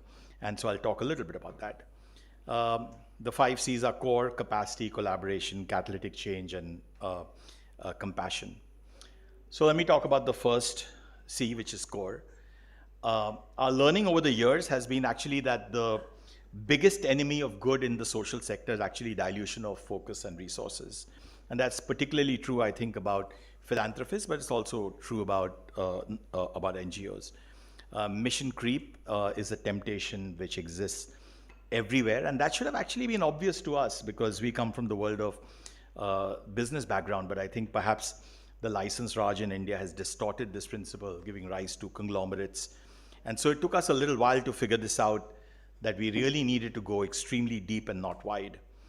The decision to pull back was actually quite difficult for us, very painful, from areas both my wife and I were passionate about, education and health, and really double down on two, agri-stress, starting with just one solution in water. But the result of that was that we now have been able to work in 30,000 villages across 11 states, impacting 15 million lives. And our team, largely consisting of all women, aim to do a similar number almost every year going forward. The lesson we have learned in all of this is it's really important to pick your core and then bet on it extremely relentlessly. The second point is something, again, Shankar talked about, which is capacity. Now, in the corporate world, when we build businesses, and I've had the privilege of building a few, no strategic plan or discussion is complete without asking about leadership pipelines, technology strategy, M&E, R&D, product service differentiation. Yet, in philanthropy and in the social sector, all these words, which come broadly under what we call organizational capacity and often clubbed as what we call overheads, are pariahs and are allocated as little as possible. I've in fact had CEOs and founders calling me to ask me if I can recommend NGOs where they can donate purely to programs and bypass overhead. This degenerative mindset has to really change if we have to achieve systemic change and see serious impact. So about 15 years ago, my wife and I built the first capacity building unit in India to directly inject non-program grants in about 50 NGOs, support programs that have trained 3,000 leaders, invested in the ecosystem, and along with partners, built a number of systemic important institutions. Our learning, much of which we now publish and share, is that investments into organizational capacity and the ecosystem have extremely high social ROI. A friend of ours from KPMG is here, and we recently did a study with him, which talks about actually the implication of this just in fundraising capacity. The third, again, and I won't belabor the point, is collaboration. There is nothing we do today which is not collaborative, either with other philanthropists or with the government. And we must relentlessly collaborate if we want to achieve change. The fourth is catalytic change. Unless we aspire for big, bold bets, we will not achieve change. We are convinced, after studying the problem that we've been working on in water for now 13 years, that about 30 to 40% of India's water crisis can actually be solved with just 5 to 10,000 crores over the next 5 to 7 years. So it is important to build the tools, invest that capital, and go about solving these. And finally, I think at the center of all is compassion. So today, as we gather here today, I would just urge all of us to think about these principles, because I do believe many of our problems are solvable if we actually change the way we approach all of these. And then perhaps in 2047, we will truly have not just a country with great GDP, but with actually human dignity and prosperity. Thank you.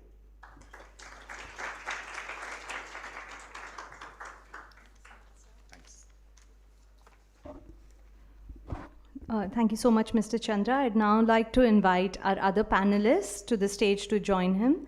May I request Dr. Shagun Sabharwal, Regional Director for Asia at Co-Impact, Mr. Vikrant Bhargav, founder of Vedis Foundation, and Mr. John Floretta, Global Deputy Executive Director at JPAL, to take their seats for this discussion on the role of catalytic funding in driving scale.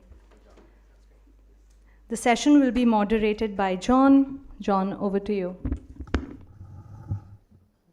Wonderful. Thanks so much, Amit, for the remarks, and really enjoyed learning about the 5 C's. Vikrant, I'd love to give you a chance to kick us off. We heard a little bit from Shagun about systems change and about collaborative philanthropy. We heard from Amit about some of their core principles. I'd love to hear your journey at Vedis Foundation, like how you started with a philosophy that balances heart and head, and where it came from and what your strategy is. Happy to do so. Thanks. Pleased to be here today. I think it's been a fantastic day, hearing from a bunch of speakers. Quick history on the Vedis Foundation in terms of how we started, and I like to use the head and heart naturally all the time. Started off, Amit, like you said, with a lot of compassion, reacting to what I would say stories from a bunch of foundations. So people would come pitch. So this is going back 15, 20 years. Maybe I grew up with seeing my dad give lots of small checks sort of, that he couldn't really afford to be writing. But at some point in time, I said, okay, this is okay. I have no emotional attachment to any cause area. And what I really care about is scale. I mean, the problems are large, so it has to be done at scale. And scale is not 50,000, 100,000, or even millions, when scale has to be hundreds of millions at least for a country the size of India. And I don't think I'm an expert at anything. So I actually have made money in a business that I don't quite have any affinity with. I invest in businesses that I may not quite understand how they work. The understanding comes through numbers. And it's the same philosophy that's actually been applied even to what we fund. So what I do understand is, okay, scale, so then to me scale has to be numbers. Like an investor with no affinity to a sector and not being a sector expert, it was all, how can I maximize the impact with the money that's invested? So we are sector agnostic. We are allergic to boutique projects. We started off funding a whole bunch of boutique projects. Now we are allergic to those. And we evaluate everything through the lens of numbers.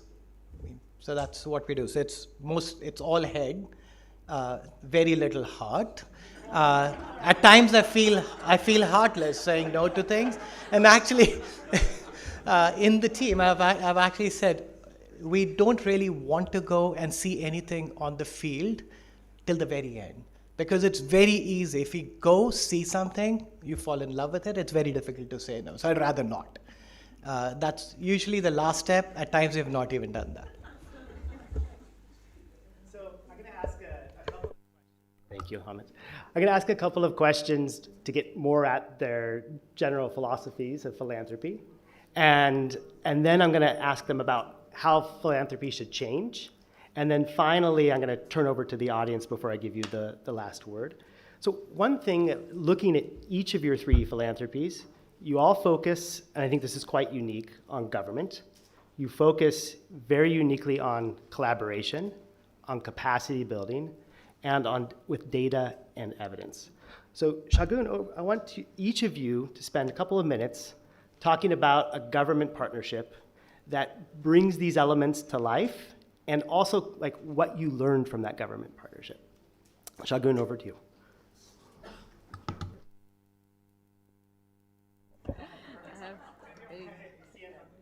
Great, thanks. So hi everyone. I think firstly it's a real privilege to be here, and I will also acknowledge that unlike Amit and Vikrant, who are both givers and philanthropists themselves, I'm just representing an organization where our job is to unlock funding. But giving itself, I don't think we talk enough about giving. We talk a lot about philanthropy and the machine of what all happens, but also what goes behind when you want to give to something to see the change and the inspiring or the heart piece of it. Even though right now you're just using the head, there is a lot of heart involved. So to your question, I think on government partnerships, I think we have some amazing partners who are really, transversing this journey of working with systems. And so it's not about having an MOU with a department to do X or Y, but really trying to embed yourself to understand everything. So I'll take an example of this particular issue that actually came to light during COVID, which was the condition of our migrant workers. And as you know, India has a lot of migrant workers, and basically there is no system that works for them, because the social protection systems that are there in India, and India has some amazing social protection systems with a lot of reach, were continuously missing this group that is actually the backbone of India in many ways, right? And this includes the construction workers, the garment workers, but mostly the construction workers who really have nothing to do. So we are supporting this initiative called Migrant Resilient Collaborative, which I think is very well known in India. And when this whole thing happened in COVID, when we saw the plight of migrants, had to walk miles, they had nothing, they had no recourse. Everyone kind of woke up to that. But what this organization is trying to do in partnership with multiple states is really to firstly ensure that these migrant workers get access to these schemes, but also it is such an intertwined problem because there is a source state, there's a destination state, so you need to coordinate across states. There is also the issue of bonded labor that still continues to happen at a very large scale. So they're also now bringing in the private sector, whereas the construction companies, the real estate companies, how can they pressure the middlemen, the contract workers who create this? So they're really trying to overturn the whole system, and because of climate change, we all know what's going to happen because more and more vulnerable populations are now happening. So this is an example where philanthropy has really helped them create these systems. They have amazing dashboards at each state level. You should see the kind of work they're doing. And they're really tracking all of this to work very closely with the social protection, which again sits in different departments, but also enabling these migrants. So I'm giving an example of a group that is always excluded. It's a large group, it's a huge group. There's no system that exists and the current systems don't cater to it. So in this situation, what does systems change look like? Let me ask you a follow-up question related to that. So Amit referenced like the relentless focus that you need, the principle, the first C on core, to like narrowly define a problem and go deep as opposed to going wide. Some of the thinking in terms of systems change is to like orchestrate different systems actors, but it is going wide. So how do you think about like balancing those two views? Yeah, and I think that's a really good question. I think the balancing comes when you center the outcomes at the level of the people. So for example, for the same thing, migrant workers, it's them. And then what all does the system need to do to cater to them?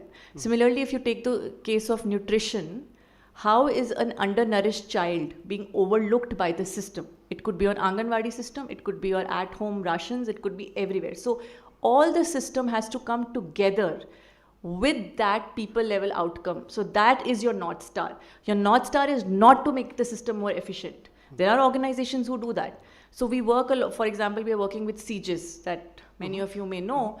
And Nick here is also, Murugan, we have all been engaging with them. So with Co-Impact, their main idea was they're in the design phase right now. And CGIS does a lot of work to make government systems more efficient, more effective overall, to reduce leakages and corruptions.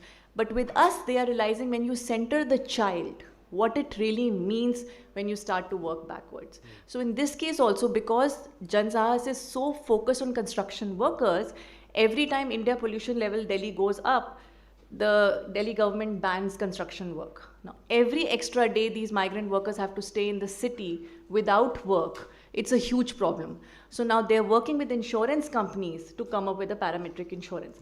Now, to your point, it's going wide, but it's still centering on what those people need. Amit, do you want to pick up on that or also share an example from A.T. Chandran's work, working with the government and what you learned from that? Yeah, ultimately, so everything we now do, we're very clear, must ultimately exit into either government policy or influencing a government program. We're very clear. If it doesn't, then we are not interested in getting engaged with it. And so for us, therefore, when we choose a problem to work on, the design principles itself has to basically incorporate that kind of thinking. The tools that we develop have to be open source tools. We're very clear that there has to be no branding. It has to all ultimately essentially go seamlessly into either a state government, and people think of everything as central government, but essentially all work largely happens at the state level. And so, I mean, I talked about water earlier, where we started from Maharashtra. Actually, everything that we did was in some ways templatized in Maharashtra, whether it was finessing the process, then building the platform. We basically invested along with the Nilankanis in a SAT mapping tool that essentially helped prioritization of water bodies. Then we worked with an organization run by Donald Lobo to build a MEL tool. All of these are open source tools that any government can basically put its name and logo on and go out and execute the work that they want to execute. And our work then basically becomes going and telling them that, look, I mean, most state governments have a water budget of anywhere ranging from 5,000 crores to 20,000 crores. And we tell them just spend 300 crores and you will see massive impact in the short run as opposed to long tail projects. And here are the tools, and we'll give you a project monitoring unit to essentially deliver all of this. So it all starts with essentially the design principles, building the tools, and going and then doing the advocacy, which often, by the way, is non-trivial, to get them to understand this is a better mousetrap. Having learned from all of that and studied some of the exemplars, because now there are at least 15, 20 good examples, including some which were talked about in the earlier session, we are now trying to use that as a playbook in case of agriculture as well. So we are right now rolling out a project across all of Maharashtra to start with, in every district of Maharashtra, to transform 10 to 15% of farmers using a collaborative that we are working, a bunch of us are building with the Maharashtra government. And hopefully some of the learnings from this we are hoping will pivot into other collaboratives we can build in other states. But I think the playbook in general in all of these, I would say, is 70-80% the same, which is, think hard about how do you exit into government policy, think about how you can handhold that transition for, often it can be long periods of time, 10, 15 years, build open source tools. In this case, Rekha's team is actually building the tools for the organization Pani Foundation to do that. So often these are very multi-headed collaboratives, and so it's pretty much the 60-70% of the playbook is the same. The 20-30% requires finessing and fine-tuning depending on the sector and the state requirements. I'll just say that that's something that has struck with me today, is whether it's 10 years, 15 years, 20 years, it's a long-term investment. You have to finance for that investment. And designing for integration is great, but also like keeping skin in the game. I think you used in a previous conversation having a crutch. So you're keeping a skin in the game as you transfer ownership fully to the government. If I may add to Please. that. So I think, Amit, the work you've done with water bodies rejuvenation's amazing. But if there are certain other areas where, and I don't know whether you call it lack of focus, like for example, the work that CGIS does, you could say we are focusing on building the capacity of the system, of a bunch of good officers, but is that very sharply defined? Not sure. You could debate, because officers can get transferred.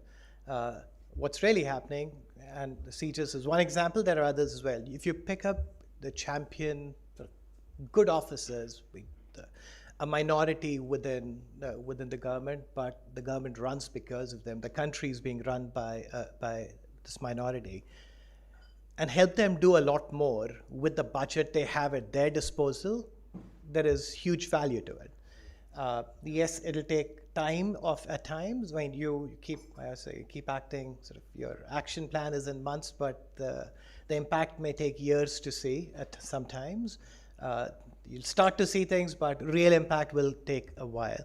However, in a country this size where problems are super complex, not every problem can be narrowly defined. So solving poverty and so on will need a number of things, and at the end of the day, if you're able to build the capacity of people who are the decision makers and the budget holders, I think there is a case for that too. Vikrant, let me follow up on that. Like, when you identify these champions, what's the role, like, for your philosophy of de-risking certain programs for scale or playing a leverage role for scale? Can you say a little bit about how you do that in your philanthropy? If we look at what's happening with ASPIRE, I mean, most of the programs that come here have been sort of tested. Many of the initiatives have been tested repeatedly. So from whether it's going to work or not, that risk has already been taken off. I mean, there is very little risk. The key risk in sort of scaling up is actually the implementation. It's the execution. So how things go wrong there. There's lots of friction in the system. So you want to be ideally invisible in a manner. So your success would be if you can make sure that the system is able to execute on something that has been proven to be successful through multiple tests and so on, that I think Shakun pointed out, philanthropy keeps sort of funding at the early stage, the efficacy of certain things. Here, you actually want to make sure that it is scaled up by helping the bureaucracy that is actually responsible for taking it to scale. So I'm not sure I answered your question there, but it is, the risks are people change, you get somebody else comes in who has no interest whatsoever in what you're doing, and therefore you ideally want it to be, I think somebody said it earlier in the day, where scale is where it's sticky, cannot be removed. It has to get to a place where you actually, it is part of the system. It can't be taken out. You can take out some of the officers, but the program stays. I say program, the policy stays. Amit, can you add to that? Let me just add to what Vikrant said. I think one of the biggest risks we run is one of mediocrity, because we are afraid to fail. Okay. And I think for a lot of that, the fault lies also with philanthropists. I can tell you, if you're unafraid to fail and back truly aspirational leaders who want to do remarkable things, and that requires often a reasonable amount of runway, you can actually construct a portfolio of incredible outcomes. I'm sorry, sounding like a investor, but that has been our experience. Vikrant and I, the first big bet I made was with Vikrant in Give India with Gates Foundation, where we invested 25-30 crores. It was, I don't know how many years ago now, right? That year, Give India had a 27 or 28 crore annual disbursal rate, right? And I know a couple of years later, it inflected to 500 crores. Yeah, like now, even if it went to zero after that bet paid off. That was probably, I hope all my investments in Bain Capital end up having that ROI, right? And literally, I can tell you that if I look at our social portfolio, where we've really backed exceptional leaders who've come to us with great ideas, not every idea has succeeded, but the ideas which have succeeded have been incredibly successful. And so I think one of the most important things we've got to do is take very calculated aspirational risks and back those people who have that, that aspiration, and importantly you can see the ability in them to go after it, because often it takes 4-5 years to make an idea work. Shakun, if you were going to, you helpfully laid out in your presentation there's funders, a lot of funders focused on direct work. There's starting to be an ecosystem of funders who are focusing on scale and systems change through government, and then sometimes there still is a need at the end for continued sustainability for some funding.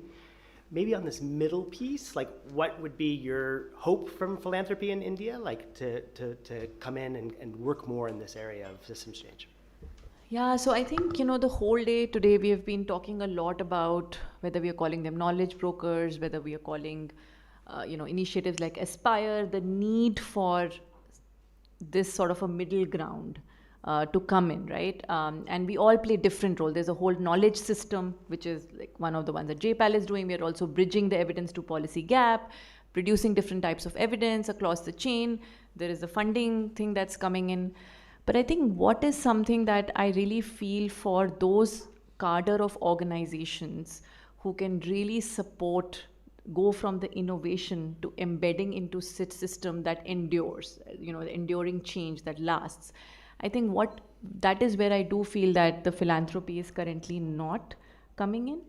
And I think for co-impact, something that we have realized is that in one line, our theory of change is essentially to identify and support these organizations who are ready to move from that direct service work. They know that the solution or whatever this thing works to assist, but then supporting them to build that organization so that the organization is ready to work with the system who then reaches the people. So the organization is not reaching the people. you are not going to start delivering vaccines yourself. I mean, that's not the point. You need to make the health system work better so that they then deliver. And we track outcomes at all 3 levels. So organizations say that these are the org changes we need. We need a fundraising team. We need a better LME team. We need a senior management on XYZ. We need a team of people like JPAL has that can do the policy conversations, that can be that can understand the system. And then you need systems level changes. What's changing in the system? Like have budgets been allocated? So they need to track that. And then what's changing in the lives of people that pretty much all of us track. FLN is changing, nutrition is changing. And here I do think, to the point that Amit made, many philanthropists do not, like, organizations are starved of this scaffolding that they need. They need talent, they need good systems, they need good financial management systems, they need good IT.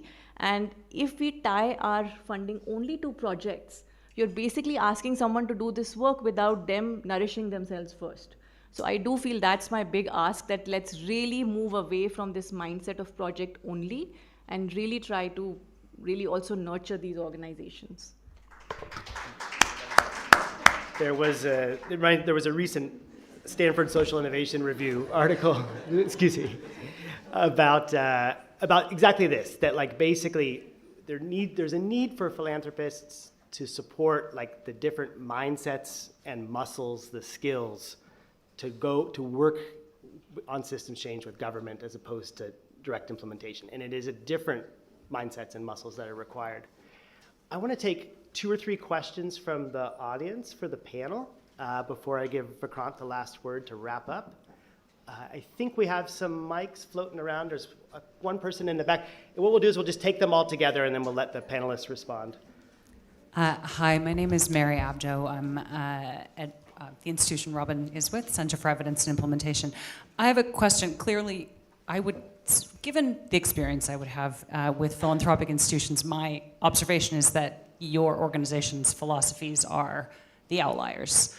Most organizations in philanthropy are focused on immediate quote-unquote returns, annual review cycles, comms-oriented, smiling pictures in an annual report are the thing that folks are after.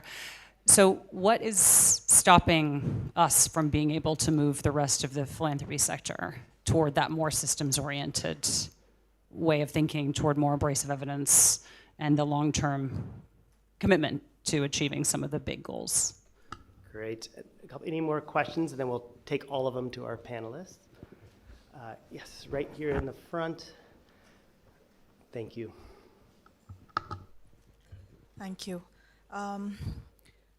This is to do with, like, in the government system, there are allies in the system who helps us scale, right? Similarly, you both, Amit and Vikrant, you're allies in the system, in the corporate world, where you can actually scale up things and build more people from the corporate sector to invest here. Because, a lot of money is going to either directly to PM's Relief Fund or, the direction is not clear. So how can you as allies kind of take this forward and build like a momentum within the corporate sector to fund all of us here? All right, one final question. Thank you.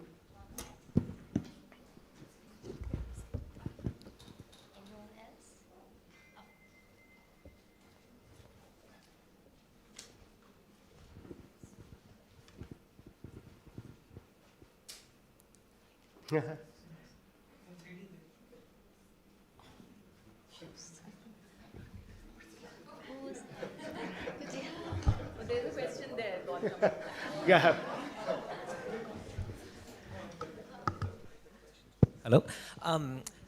You talked a lot about people who need support, and we all in the room, we all accept that. There's many people in this country who need boosts, supports, etc., etc. So my question to you all is, a lot of that is driven by the economic structure and the political structure. So my suggestion, my view is, even if we made all the government high capacity, say we train them for 100 days and put them all back in again, because of the economic structure, the way it's driven, and the political structure, I'm not sure how much change will happen. So I wanted to ask you all about investments in people's voice and empowerment, and do you think that's another avenue as well? So a question on that. Great. So, yeah, whoever would want to jump in first. I think we've got one question about what needs to change to move us more to systems change, what needs to change in philanthropy, to Mary's point. I think a version of this is specifically with corporates and CSRs. And then to Gautam's question, in broader investments to change broader systems in terms of participation and voice, is that something you think about as well? Amit, over to you. Sure. Look, I think there's a role that both philanthropists have to play, as well as a role that I think developmental practitioners have to play. I think the role that some of us who've had the benefit of some kind of evolution in our strategy have to play is that I think we have to invest in platforms, movements, collaboratives, and I think that's what we're trying to do. Example of a platform will be something like AIP, which we are building with the Nilankanis, Ashish Dhawan, us, a number of us are trying to build this to get people to give faster, give better, give differently. An example of a movement will be one of our portfolio organization, Britspan, is building Pay What It Takes, which essentially captures the essence of what Shagun talked about, which is get people to understand the value of investing in capacity. And collaboratives, I think even if we can do something by ourselves, I think we need to invite other people in to do it with us, simply because I think that's the best way to spread the knowledge of a better mousetrap. So I think as philanthropists, I think all those three things are important ways to do it and share relentlessly at forums. And even though it's, my wife, keeps telling me, "You're going for another one," So I think as practitioners, people who basically run organizations, they play a very important role. I don't think anything we do, for example, in capacity building, we have done if it wasn't for the fact that the dinner table conversations for us came from my wife's experience of running a really large organization focusing on intellectual disability. I think I learned a lot about what we need to do to better serve underserved areas by thinking about what a practitioner's problems are. And I think a lot of my inspirations have also been practitioners, people like Venkat Krishnan, Shaheen Misri, and others who I've worked with over the years. And I think it's important for practitioners to also be evangelical in terms of how philanthropists need to change. They should be unafraid of saying that. Just the way Shagun basically made a call out as to how people need to evolve. So I think there's a role that both sides have to play. I'll just ask you one quick follow-up on that. I heard you say once that even from a philanthropic perspective, even if you can go alone, that you prefer to try to bring in others. Can you just say a little bit more about that? Because I think you're trying to build. Realize that by having diverse voices often around the table, the conversation is actually that much more richer. But if you think of theory of change as being able to cause a ripple, one of the best ways to actually cause that ripple is by having more people around the tables, because each person has a sphere of influence which often doesn't overlap with yours. And so often now what we think about is that even if we have the budget to fund a project purely by ourselves, we'll think about capping it to a certain percentage, and it becomes a little tough conversation often with the partner. But we'll say that it pushes them to go out, and we'll also talk to people and tell them why we are in it. But that has often resulted in most initiatives we are involved with now have 3 at the minimum parties, in some cases more, around the table. And some cases now these are new players who we didn't have interaction with earlier. One of the KRAs we have in our capacity building unit for the team that runs that is every year how many more people actually funding capacity building in organizations. The number last was 38. When we started, it was 2 or 3. So it's important, I think, though, if you do this thoughtfully and mindfully, it will actually happen. I think it's just important. It's like muscle. You just have to keep, exercising it to build it. Yeah. Thank you. Shagun, over to you. No, I think Vikrant. Oh, please. No. Vikrant, go ahead. So I think if there is more conversation about the impact on investment, and people actually, most people who give are people who've used their brains to make money. They've used their heads to make money. When it comes to giving, often the head goes out of the window and it's just the heart that people use to make that decision, for decision making. So to get more people to think systems, get more CSRs, foundations, etc., to look at organizations here, organizations will have to do a better job at storytelling, but with numbers, and appeal to the intellect that these individuals have, but are just sort of, it's there in the background, to get them to see that the money will go a lot further by supporting them, as opposed to supporting something else. The radical in me thinks and hopes and that there will be a couple of stories that come out where very popular organizations, I say popular, not respected or whatever, but popular organizations that have just done a fantastic job fundraising with storytelling, but are not impactful. There are some, it comes out in the press and it becomes widely known that it's been a lot of money wasted. And it'll be interesting to see some of those. Right? I think when that happens, there will be more of a discussion around what works and what should be funded.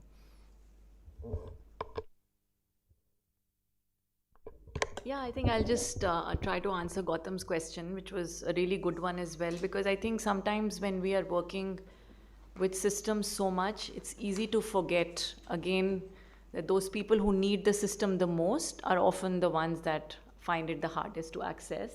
And so how do we find, again, a way that we start to work so much with the system and, of course, understand the incentives, what will work, but are we, again, forgetting the community voices? And I do think that a lot of the work that you are saying, where you empower the communities, etc., can look like those direct service delivery work where you are trying to, do these trainings, etc., which may not be scalable. But actually, the systems that we have in India being such an amazing democracy, do offer a lot of these opportunities at the lowest level, at the Gram Panchayat level, etc. So again, I think the idea is that when you're building for systems change, how do you also keep building those feedback loops that the system can own, which also allow for those community perspectives to come in? Because we all know that when it's very technocratic, very top-down solutions, then they will not work because they will not be owned by the community at the end of the day. So, yeah. So Vikrant, I'm going to give you the last word. We've set this up to focus on a reflection about how philanthropy can change and moving more in a systems change and scale direction. We haven't been here to pitch ASPIRE, but this is ASPIRE Convening. And if there are folks in the room who are curious about ASPIRE, what would be your elevator pitch about why they should join? If you've been stuck at the early stages of most projects where you're paying to see what works, you're effectively paying for a trailer that may or may not engage with the audience. ASPIRE is trailers that have been very, very popular. So the movie is going to be a super hit. Maybe it's a sequel to a blockbuster. So ASPIRE is sort of, you're funding the production of movies where the trailers have all been super engaged with the crowd. Thanks. Thank you all. Thank you very much. Appreciate it. Thank you.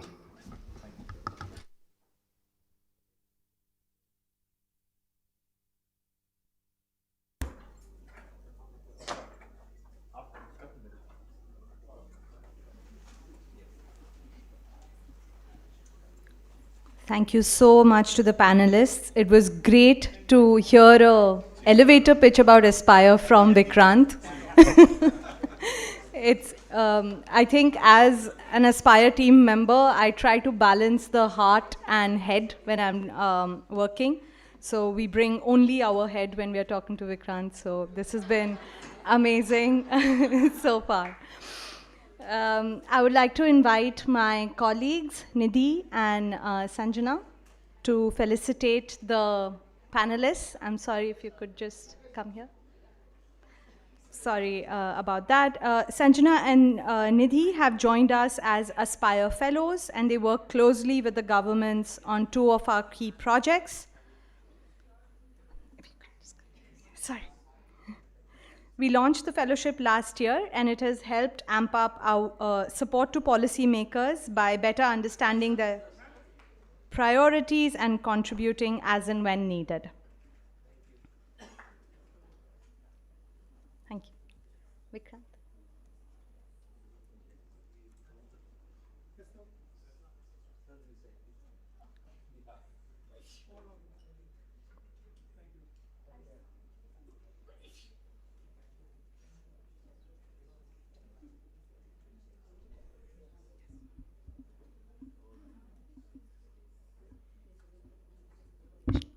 Shagun? Yeah, sorry.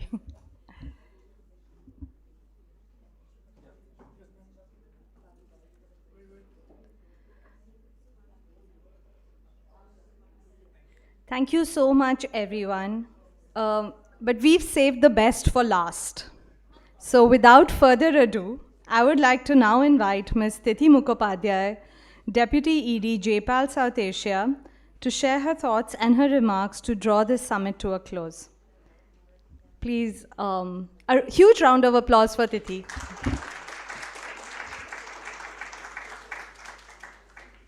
Thank you for setting that up so well, Parikrama. I am not making any of those promises, but Shagun said it's hard to speak after Rukmini has spoken. I think it's harder to speak when I'm standing in between people who want to leave and still have to listen to me talk about whatever my learnings have been for today. So I'll make this short and very quick.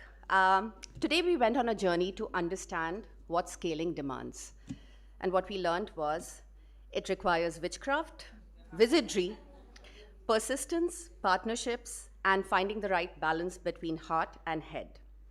On a more serious note, if we distill today's conversations, a few resonating truths emerge. Evidence doesn't scale itself. It needs an alliance of committed actors working in tandem. Scaling is not linear. It does not happen overnight. It demands patient adaptive change rooted in good evidence, long-term commitment, a sense of humor. It demands both deliberate architecture and experimental mindset. Definitely a recipe for a blockbuster. But at the heart of everything, collaborations to be built, which cannot be assumed right at the outset. Keeping this recipe in mind, the India Scale Summit celebrates 4+ years of ASPIRE. In this time, over 26 million lives have been affected positively through the program Scaled. This would not have been possible without our unit funders, staff, collaborating researchers, and partners whose support has helped us shape the agenda for bridging the gap between evidence and scale. Initiatives like ASPIRE are showing us how embedding locally grounded research into systems, supporting cross-state learning, and making scaling journey more predictable and replicable, and thankfully and hopefully less dependent on just charisma and big whiteboards. We do bring in the charisma, and we do need to spend on a few more whiteboards here at ASPIRE, Vici. In a world of finite resources and deep change to effect, cost effectiveness isn't just a metric. It is a necessity. In this noisy reality, evidence is our best bet, not just to show what works, but to show what works for every rupee or dollar that's going to be spent. This is just a reminder of the ASPIRE Costing Collective that we have launched earlier today to tackle the toughest question decision makers ask. And frankly, we haven't always had very good answers for that. Can we afford this at scale sustainably?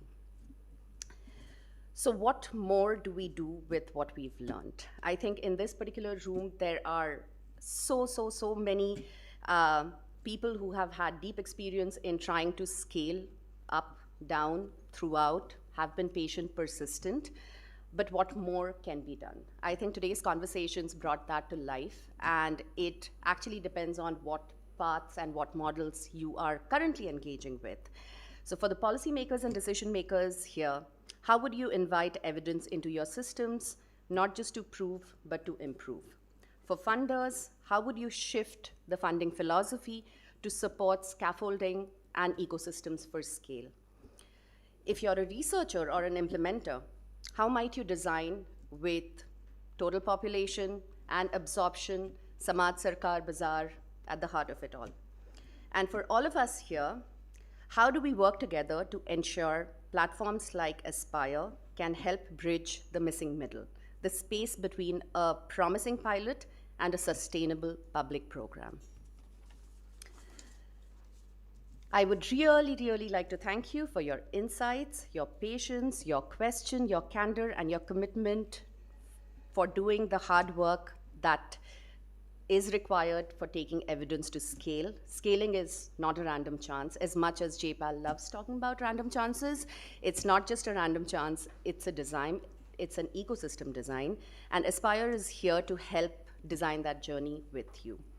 Let's leave this room not just with new ideas, but with a shared resolve to keep building alliances that deliver scale, affordable, sustained, and grounded in rigorous evidence. Because at the end of the day, evidence matters most when it's used, and when it's used at scale, across geographies, across sectors, across systems, across actors, that is when it changes lives. And on that note, I'm happy to say that we are officially transitioning out of this day and letting the systems take over, because the best part of scaling is knowing when to stop. Thank you.